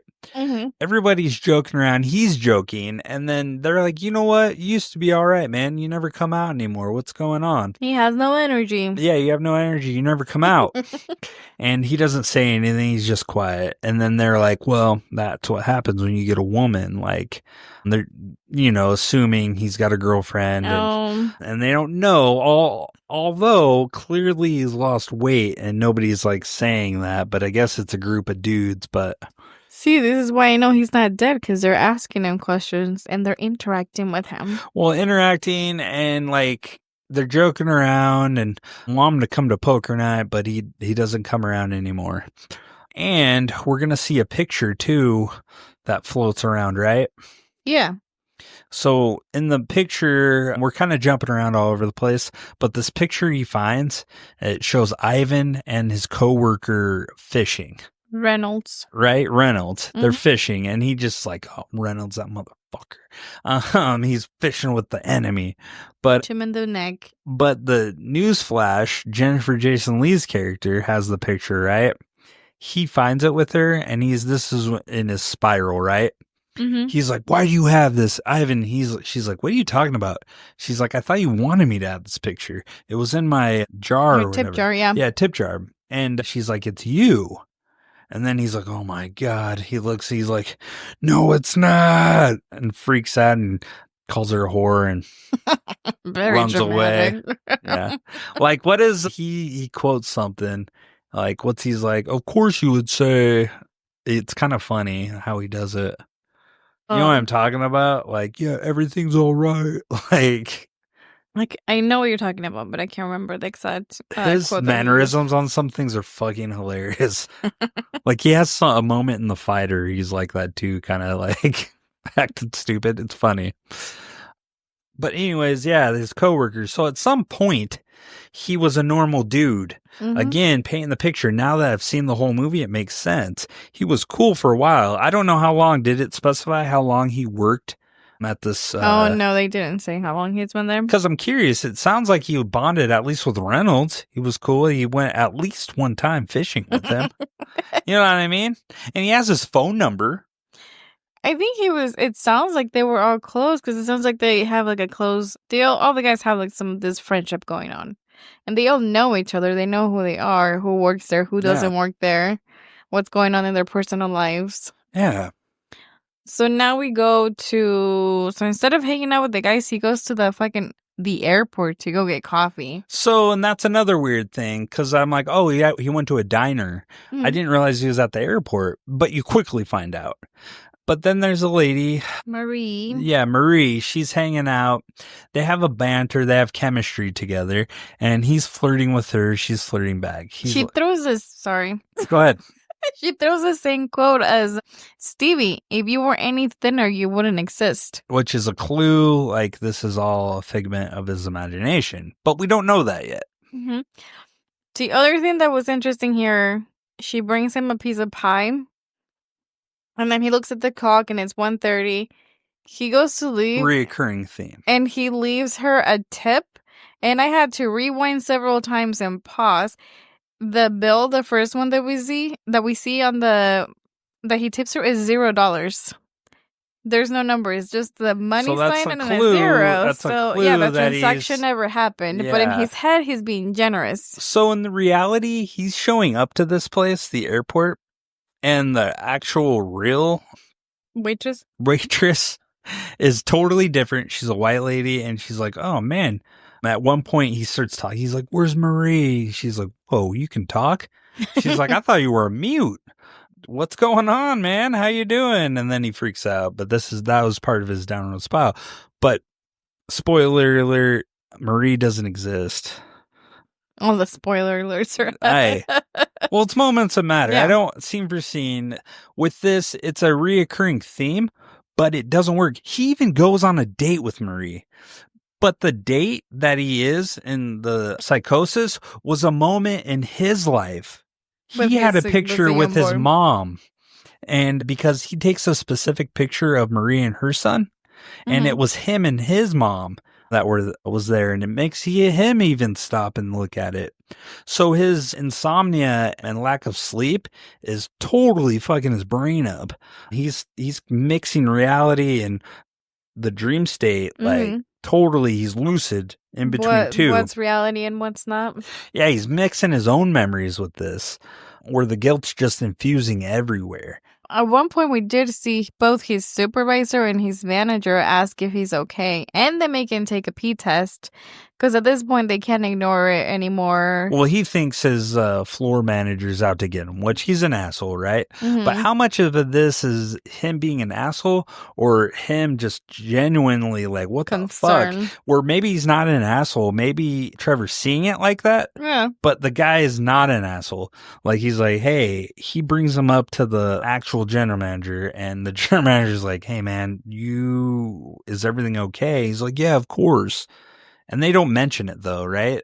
Or do they do about they just his weight? ask if not specifically about his weight. So they kind of like tiptoe around it and they ask if he's okay. Does he need to see a doctor? Is he on drugs? Is he doing anything weird? Yeah. And he's like, I need my union rep. And they're like, it's fine, it's cool, but we do need you to take a urine test because he's operating machinery, right? And they can tell that there's something wrong with him, so they want to make sure that he's okay. Yeah. And at the same time, it would be an extreme weight loss in a year.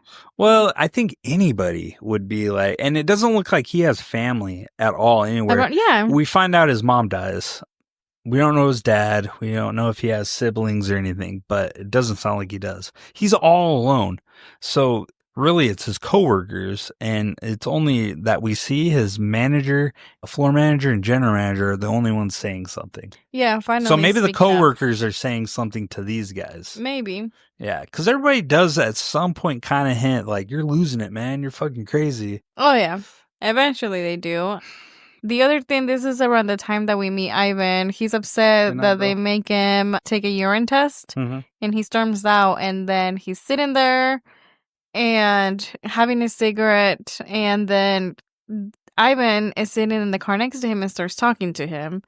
And he's I work in the pit. I'm covering for Reynolds. Reynolds had a warrant of some sort, and so that's why he's there. But he normally already works there. They just work different shifts. Yeah. It's the excuse for not having meeting Ivan before. Sorry, I was petting the cat. So the Ivan says he's covering for someone, you said, right? For Reynolds, the guy that he went fishing with. Yes. Okay. Yeah. So that's why he's there. And that's why that's the kind of the lead way to why them two had never met before. Gotcha.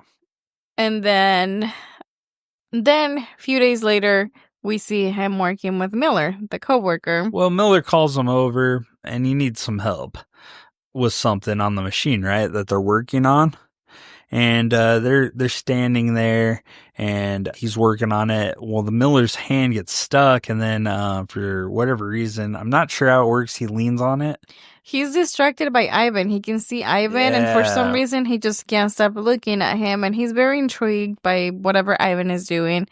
And at one point, Ivan looks at him, and he like runs his finger through his neck, he did the like Rock to John Cena. Just cut. And he's like, that's right, guys. Hell? I watch wrestling. I love the drama, okay?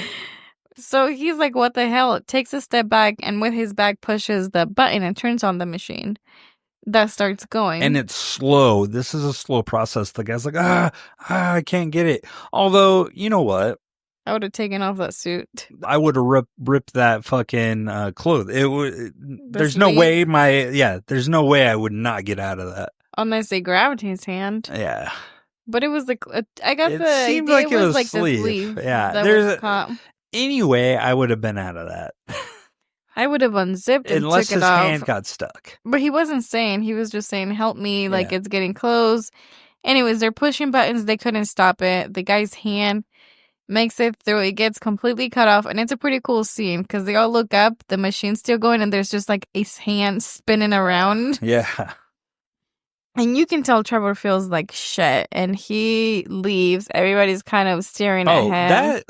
That practical effect was amazing. Like you're saying, the hand just spinning in there, just the cutting, the blood splatter. They did an excellent job at performing this. I know Brad Anderson says he doesn't like gore and horror, but man, the guy, if he can commit to that, he can make a hell of a fucking horror movie with gore. Yeah, because that was pretty good.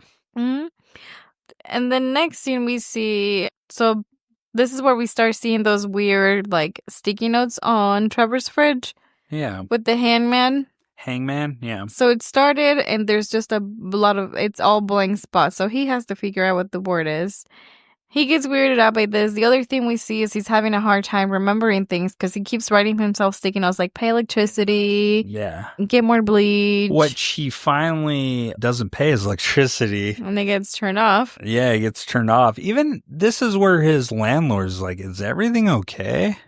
Yeah. What's going on here? Because also at some point his obviously electricity went out. The refrigerator thaws out and it starts leaking. She's like, there's a leak. He's like, there's no leak here. You're crazy. She comes upstairs. There's a leak on her roof. Yeah.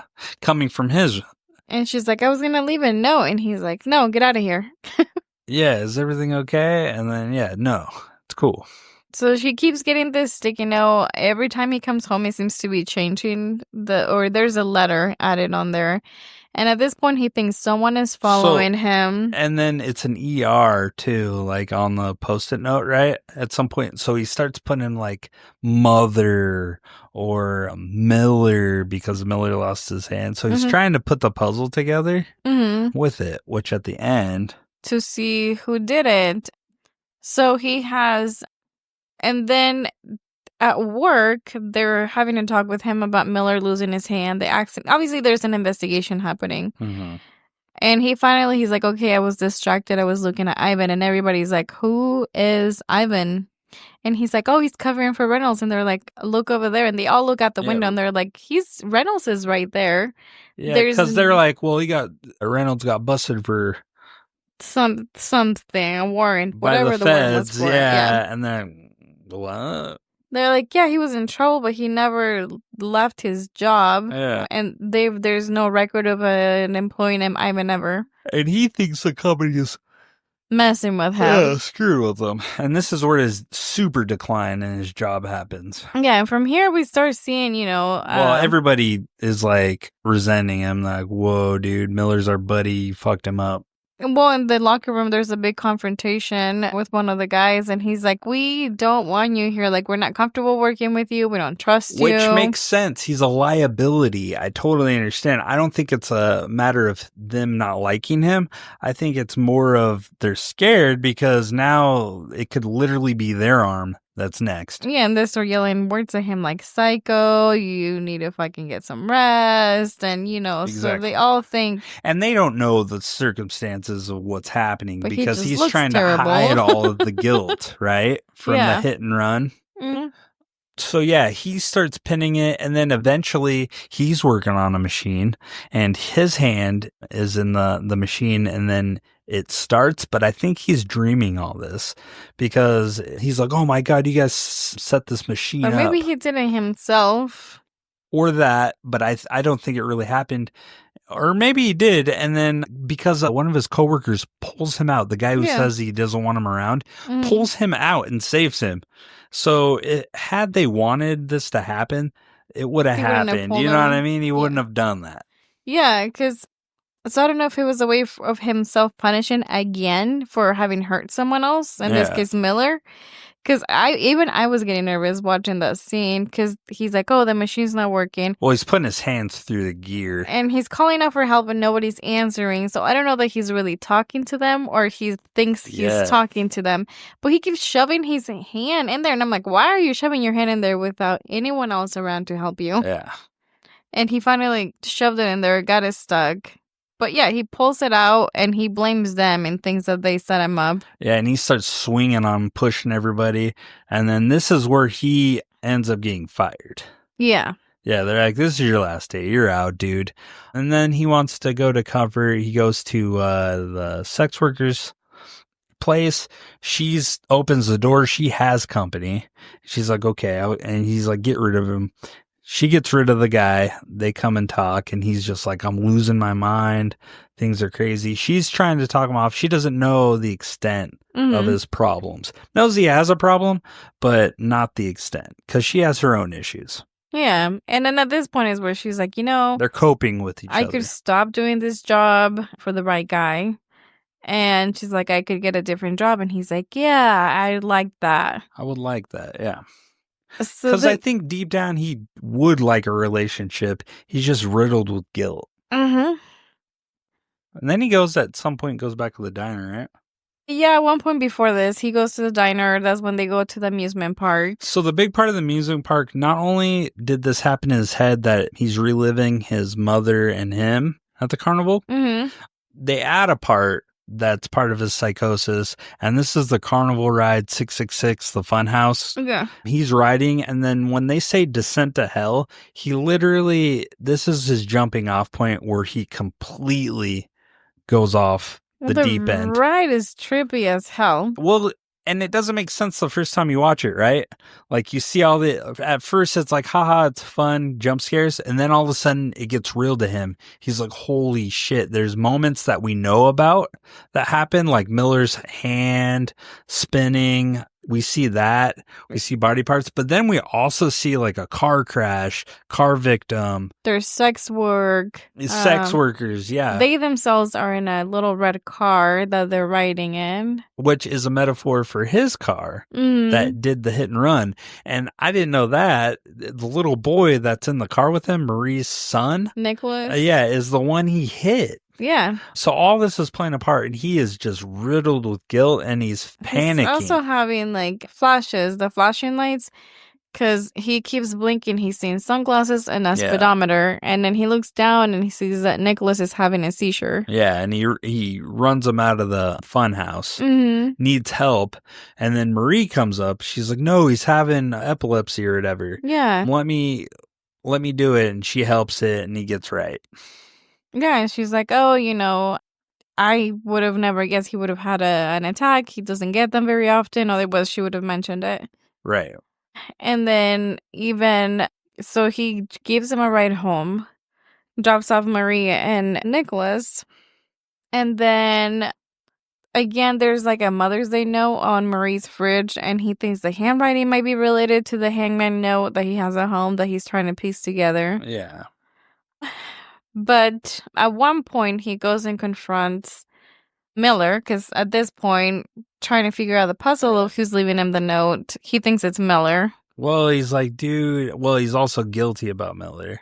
And Miller's like, don't worry about it. And he's actually doing good. He bought a car. Settlement. Yeah, he bought a brand new car. He got a huge settlement, living his best life. His wife, now I think Trevor's kind of putting this in his head because his wife gives him a stare. Like, you're a piece of shit. But I think that's in his head. Yeah, I mean, she was smiling, and then she's like, she said something. Well, he's like, oh, this is Trevor. Miller does. He's like, this is Trevor. And she's like, oh, the guy who. He says, he's the guy that owes me my arm or did that to my arm or something like that. Yeah. And her demeanor towards him immediately changes, and she's like, oh, it's you. But they seem to be doing fine and happy. He doesn't have to work. They have a lot of money. Yeah, and he takes off in a panic, doesn't he? So they get into an argument because Trevor would not let it go that it wasn't Miller. Yeah. Leaving the notes and coming around his apartment. So Miller essentially is like, dude, get the hell out. You're not okay. Yeah. When he comes out onto the street, he sees the red car that Ivan drives around. Yeah. So he follows him. He's essentially at this point running through red lights, stop signs, everything to keep following the car. They make it onto this road. Yeah, this outside tunnel. of town, and they go through the tunnel, and then we see the license plates on the car, and then when we see the other side of the tunnel, Trevor's truck, I was like, oh, that's his license plate, but reverse. Yeah. But Ivan gets away, so Trevor goes to the DMV and asks if they can get info on the cars, and they're like, no, unless there's an accident, we can't tell you anything. So he goes outside, runs into a passing by car so he can get purposely hit. So this is clever because he gets hit by a car and he wants to report a hit and run. How ironic. So no, it's his subconscious trying to get him to admit his guilt. Okay. By doing this, he's forcing himself subconsciously to do it. He goes to the cop, he gives him the plate, and he's all fucked up, right? And then the cop comes out. He's like, hey, are you playing a joke here? Like, this is your car. He's like, what the hell are you talking about? You're crazy. And they're like, this is actually a felon. I don't think this is really happening in his head. Yeah. Because who's going to, obviously got hit by a car and he looks like he had He looks pretty brain bad. damage. So it's like, oh, are you okay? No, the cop's like, oh, I don't think this really happened, because then he goes in a chase. He starts running. They hit another cop and the detective chase him down a subway. It was like he's skinny as around the police. Yeah, he gets in the subway and then he finds his car. He looks like he's going to get hit by a train, but he jumps out of there, finds this tunnel, jumps in the tunnel, and starts running, getting out of there. Yeah, so he walks all over fucking town because at one point he makes it back home in his truck. So he went through this tunnel. That's how I know the cops weren't looking for him. He ran through this tunnel and then ran back to the police station and picked up his truck. Yeah. So that was that. And he goes back to the sex worker's house. Yeah, and outside is Ivan's car, and he's like, what the hell? And then he sees him pull Nicholas out of the car, and he's like, whoa. I thought it was his apartment, because the next thing we know is we see him inside what I thought was his apartment. No, he doesn't want to go home, so he goes to the sex workers. And he stays there for a while. She gives him a pair of clothes, and she's like, sorry, I don't have a size 26. Oh, yeah. But this is where he finds that picture. What she got that picture, we didn't talk about it. He meets Ivan at the bar. They start bullshitting, and he gets into Ivan's wallet and get that picture. But he's getting into his own wallet, getting that picture. Mm-hmm. And that's where we do see Ivan's finger. He's like, you want to see something cool? And he's like, I lost my finger in an accident at work. They took my toe and put it on my finger. And my pinky from my other when I first saw that, it on my other. Yeah, when I first saw it, I was like, that's fucking weird. So it looks obviously, like a claw. He has Stavy fingers. Shout out. What's that? The Ringer. Johnny Knoxville. But yeah. But fast forward to the sex worker's house, the picture we were talking about, this scene where he's like, hey, this is Ivan. This is your boyfriend. You've been playing me this whole fucking time. Mm-hmm. And she's like, dude, no, that's not the case. What are you talking about? And she's like, the picture is you. And he's like, no. And he can't see it. Yeah. He's like, you're crazy. And she's like, no, you're a fucking psycho. Get the fuck out of here. Yeah. So she kicks him out. Yeah. He's really spiraling, but this is where he's starting to piece things together too, because he goes to the airport and he starts asking for Marie. And this is where she's like, yo, I thought you were mute. Everything good? And then he's like, where's Marie? She's like, no Marie has ever worked here. You're here every night and you don't say anything, but we see him and he's having conversations. Oh yeah. So he's clearly hallucinating while he's there. Mm-hmm. And that trips him out. So he leaves and causes a big old scene. Everybody's staring at him, right? Yeah. He's pretty pissed. No $0 tip for the lady. So he goes back and he's at his apartment now. Yeah. And then that's where he sees the post-it note. Ivan take Nicholas. He goes upstairs. Yeah. He follows him. And Ivan is in his bathroom and he's like, dude, he's like, you need to pay your electric bill. Like, it's hard to shave. He's shaving with a knife. Yeah. He's like, where's Nicholas? And he's like, I think you and I already know the answer. Yeah. Nicholas is dead. But he's like, what did you do to him? Thinking that Ivan killed the kid. So they engage in a fight. Yeah. Essentially. He slits Ivan's throat. Yeah. And so he's looking around and this is where we get that he wraps Ivan up into the carpet. Yeah. And takes him to dump him off. At the dump off, when he unrolls the carpet, now we finally see it all the way through. There's no one in there. Yeah, and he looks up and it's Ivan with the light. Watching him. He's like, what are you doing? Yeah. So essentially, Ivan's calling him out and like, bro, you know what you did. The other thing that Ivan says, he's like, you need to do something about your memory. It's getting really bad. He's like, I really enjoy the notes you leave yourself. Like, so Trevor is writing himself the hangman notes, trying to figure out. So then he starts piecing everything together. The car, it was actually his. Then Marie wasn't actually there. That was his mother. That was him in a picture. And this is where we see the freezer thawed out. Yeah. And he opens it and all the fish falls out. And he goes back to the picture and finally sees himself with Reynolds, not Ivan. Yeah. And we see him looking like a normal person with a healthy weight on him. Yeah, he looks like he's hanging out with Reynolds, and he looks good. Yeah, and they're both fishing. He starts crying, he's in tears, and it starts playing it out. He's driving his sports car, right?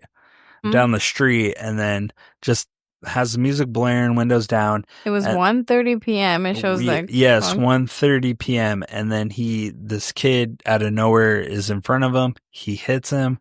Marie is the mom across the street. She comes running, and he's just parked. He stopped for a second, looks back, and sees everybody running the kid. He takes off. Mm-hmm. And then this is where we see the tunnel that we've seen a few times in the scene where he's chasing Ivan. Yeah. And gets the license plate, his own license plate. Mm-hmm. And this is where it starts piecing together. He's like, oh my God, I did this. So the next day, the landlord comes in and he has everything packed in his apartment. And he keeps looking out the window and he keeps seeing his truck, and you just see Ivan's arm resting on the door that he's waiting for him downstairs. Yeah, and he is kind of crazy, though, because the lady's like, oh, this bowl is nice. He's like, that's my mother's. He's like, I got someone coming here. I'm giving it all away. She's like, can I buy it? And he's like, no, it's my mom's. Yeah, so clearly he's still psycho. She's like, but you're giving it away. Yeah. So he leaves everything behind. He gets in the truck and he drives to the police station. And he finally admits what he did. And then he goes into the stall. He's being booked. And finally, you see a sense of relief. He's like smiling, and he actually goes to sleep. Yeah, and they tell him that later they need to take an official statement. And he's like, yeah. He's like, for now, I just want to sleep. Yeah, we can talk later. I just want to sleep. So all that guilt has lifted off him, and now he can kind of live life again, although he's going to be obviously persecuted. Even though it was an accident, it could have been less of an involuntary vehicular manslaughter, but because he fucking did a hit and run, I think that turns into vehicular manslaughter. Like, you know what I mean? It throws it out the window being an accident. Hey, Richard. What? He got through his purgatory. Damn, dude. Yeah, through the demons. Ooh. So the moments that matter, that's it. We kind of jumped all over the place. Yeah. My fault. That was me. Hopefully it was a little understanding. I was pretty excited about the movie. I loved it. Now that we talked about it at length, has your opinion changed about it? No, man. Has it gotten better? Yeah. Worse? Or better. It's gotten better. Why? Because it's amazing and you brought very good points to the table, Ricardo. I know, I always do. You're supposed to be fucking humble and say, oh yeah, thank you very much. You know, something along those lines. I'm modest. It's okay. Are you modest? No. No. I enjoy it. What would you rate this movie? So they had a couple slow moments. Like I said, the second time around watching it was pretty fucking sad. Depressing, yeah. Yeah, I'd say it's still a pretty solid movie. Do you consider this horror? Yes. Yes. It's fringe horror, like it's on the fringes, but it is horror. Psychologically, it's horror. Yeah. I'd give it a 3.5. A 3.5. Damn, yeah. Okay. I give it a 3.5 as well. Okay. It's a pretty solid movie. Yeah, and people give it shit for the way it was filmed, the hues and the colors. I love the color. Dude, it makes sense with his psychotic break and where his mind is. Yes, your mind is dark, man. It's in a dark matter. Gloomy, doom and gloom. He can't see clearly. He's confused. He doesn't know what's I just don't know real, what they want. They real. just want sun shining. Like, I don't get it. It wouldn't make sense. And nighttime all the time doesn't make sense. Like, horror movies do that. Slashers do that. But you can in this. You have to get the sense of the psychological breakdown happening. Yes, exactly. It can't be clean and polished. Exactly. So for me, that was a quality for me, and that it made sense. But for others, it doesn't. It made me get more into, like I mentioned, his state of mind, understand his character more. Yeah, so we both agree at 3.5. Mm-hmm. Pretty good. And then before we go to Vienna's review corner, what was the reception of this movie? Overall, pretty good. IMDb 7.6 out of 10. Rotten Tomatoes 77. 77%. yeah. Dang. I thought it'd be higher. Just Watch. I never heard of them before, but they gave it 94%, Metacritic 61, and Google users 84. What about Amazon? I got nothing from Amazon. Ask your Alexa. You just like start fucking every time you're like, what about your mom? What did she rate it? And I'm like, I didn't talk to Maria. Just start throwing a random one. I'm kidding. Wow. So it was Received pretty good. pretty good. Now, that must be over time because I read in the beginning that it was not received well. It was actually a flop. And clearly, the overall gross was 8.8 million or whatever. Mm-hmm. It clearly flopped. Yeah. But became a cult classic. Oh, yeah. As a lot of these movies do.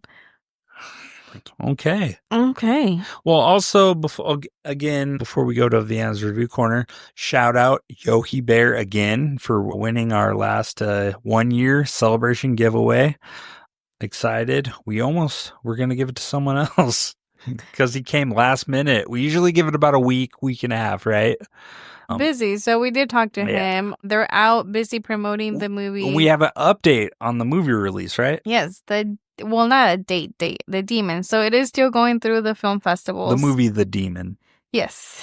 And soon, he hasn't released a date yet, but soon it will be going to some theaters, video on demand, and finally onto streaming. So it will eventually, this year at one point, make it onto where everybody else can watch it. Cool. Okay. Anything else? That is it, senor. Oh, also, I guess we'll cover it when we get back. All right. We will be right back.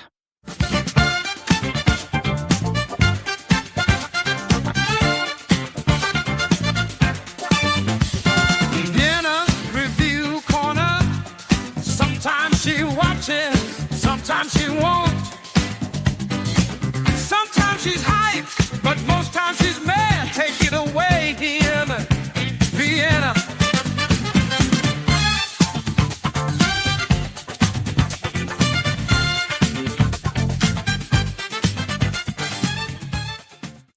And welcome back, listeners, to another episode with our very, very lovely Vienna's Review Corner. Good morning. No, Good morning. How are you? good. How about you? I'm doing just peachy and dandy. Did you have a great weekend? Yeah. No, Yeah. I'm kidding. Yeah. How's your mouth feeling? It's feeling better. It's feeling better. Yeah. I was locked inside all week long. No, I'm kidding.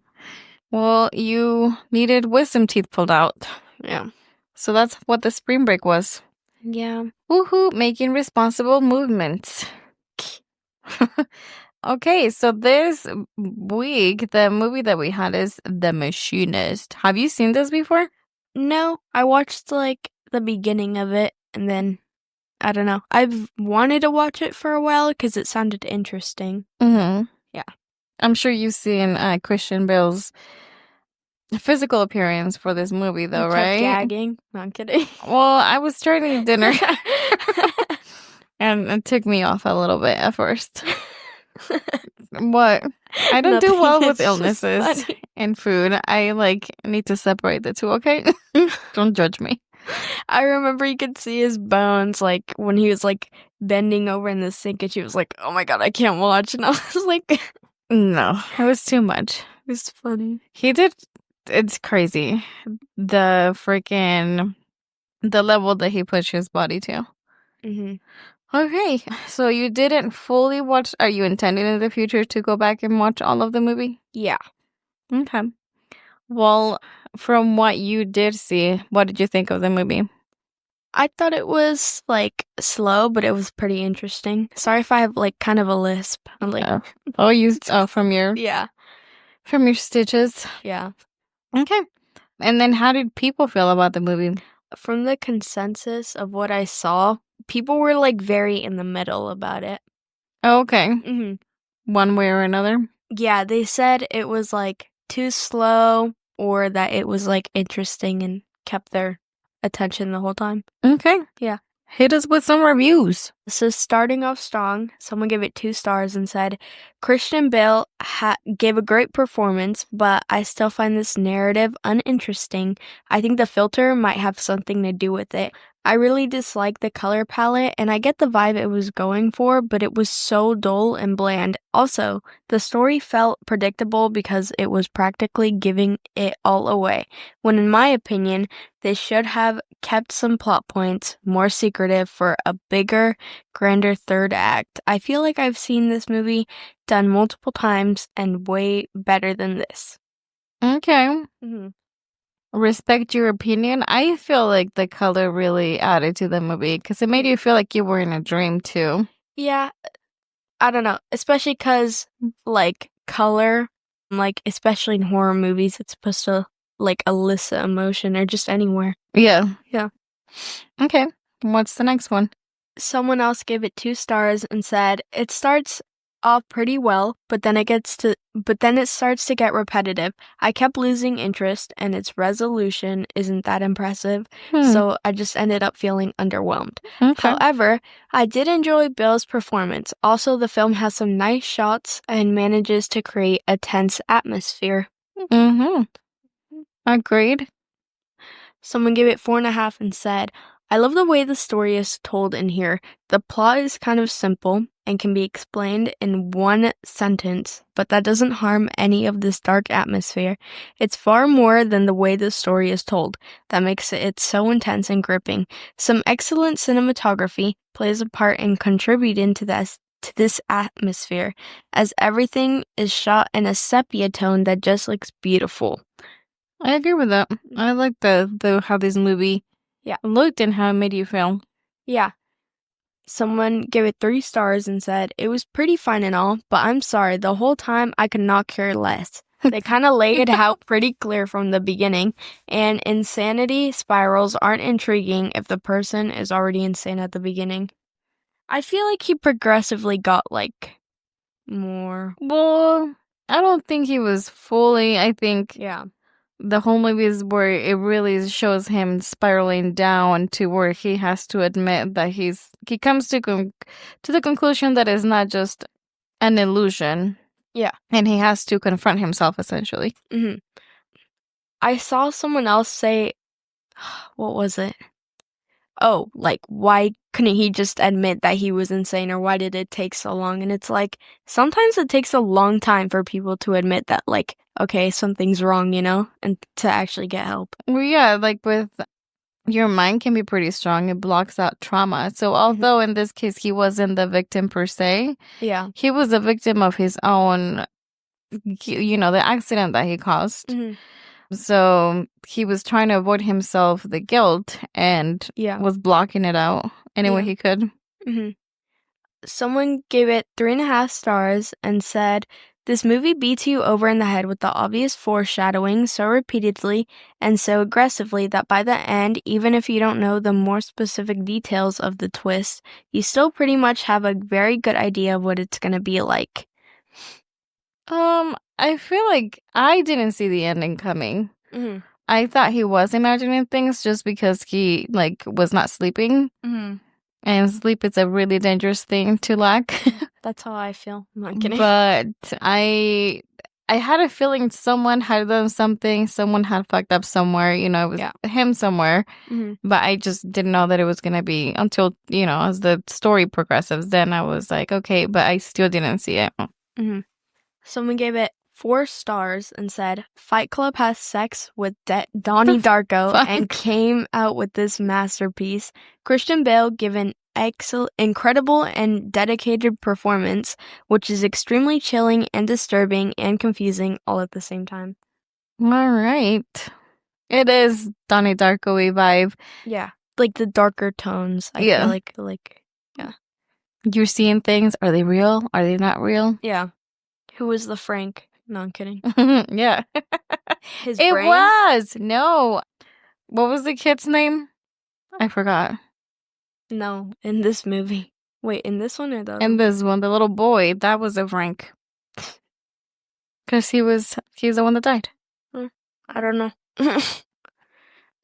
Someone gave it 5 stars and said, the whole world is drained of color and filled with dread. It's a jigsaw puzzle which takes its time assembling a fractured psyche. Bale manages to be both unhinged and distinctly enthralling. I agree. What did they rate it? 5? Oh, 5. Yeah. Spot on. Someone gave it 3 stars and said, the ending was hinted towards so much that it almost became obvious, but I think Bale gave a good performance as well as Lee. Overall, kind of underwhelming and uninteresting. It didn't help that the movie was entirely gray and they overdid it with the suspenseful music. It's fine, but I'll probably never rewatch it. Okay. It is dark. So it's not like it's scary. It takes you down into a dark, twisted side of somebody's mind, and you're like, oh, that's sad. Someone gave it 2 stars and said, this is Bale doing what he's great at, transforming not only his weight, but himself into a wacky character. Everything centered around his character works for the story. I found this movie to be entertaining. I wasn't really bored at all, and I thought the story was interesting to watch and unfold. I agree. Yeah, like some other reviewers have said, it had its slow moments, but I feel like for the most part, the story carried on pretty steadily throughout. Yeah. And then the last one, someone gave it 4 stars and said, y'all love skinny dudes until y'all are cuddling and he gets lost in the cover like a remote. Stupid. Huh? Richard. Nice. Good job on those reviews, Biana. Thanks. I know. I always do a good job. You always do a good job. What's the next movie? Because Richard's asking. Richard's asking. The Exorcism of God. Wow. I know. Oh Just kidding. What's that about? The Exorcism of God. Yeah, this dude performs an exorcism on God. I don't know. How? On a priest or someone. I can't remember. But I'm excited. I've never seen this before. No, that was a different trailer we watched. Okay. Well, I don't know. All right. Thanks for your time, kiddo. Until next week. No, I'm kidding. All right, we're back. Hopefully you enjoyed that segment. As always, Vienna with her riveting reviews that she finds all over the web or just Letterbox. Why are you whispering? It's a secret. I don't know. Oh. She loves her letterbox. Yeah. So let's wrap it up here. Do we have anything else? Yes. Like, hit, and smash the like button and Don't the do subscribe that. button. Please subscribe to our podcast. Please rate it if you haven't. Any support we can. Follow us on @HorrorCinemaObsession on Instagram and @HorrorCinemaObsession on TikTok. We'll get better on our TikTok. We haven't been on TikTok in I know, that's your department. Instagram, I usually cover pretty good. We cover pretty good. Yeah, we cover pretty good. But anyways. Facebook, we haven't been there in a minute. But YouTube. Yes, we have on Facebook. Please support us. It does help us. Go. Yeah. Let us know good, bad, indifferent. Email Richard. Good, bad, indifferent. @horrorcinemaobsession@hotmail.com. Yeah, please give me seething reports of our podcast. I love it when it's good or bad. I really do. I love when I'm being shit on. Did you guys like the color of this movie? Your voice sounds nasally, Richard. Like, screw you, man. Blow your nose, Richard. You're not funny enough. You're trying too hard. I love those. There's good ones too. Shout out to you guys too. I love that.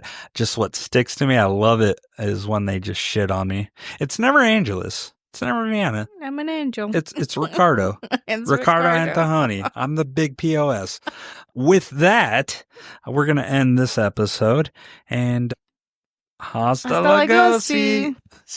Ciao, ciao. We'll eventually get that down. Bye. Thanks for listening to Horror Cinema Obsession. We hope you had as much fun as we did. If so, help spread the word by leaving a rating and review wherever you listen to podcasts. And join us next time for another episode of Horror Cinema Obsession.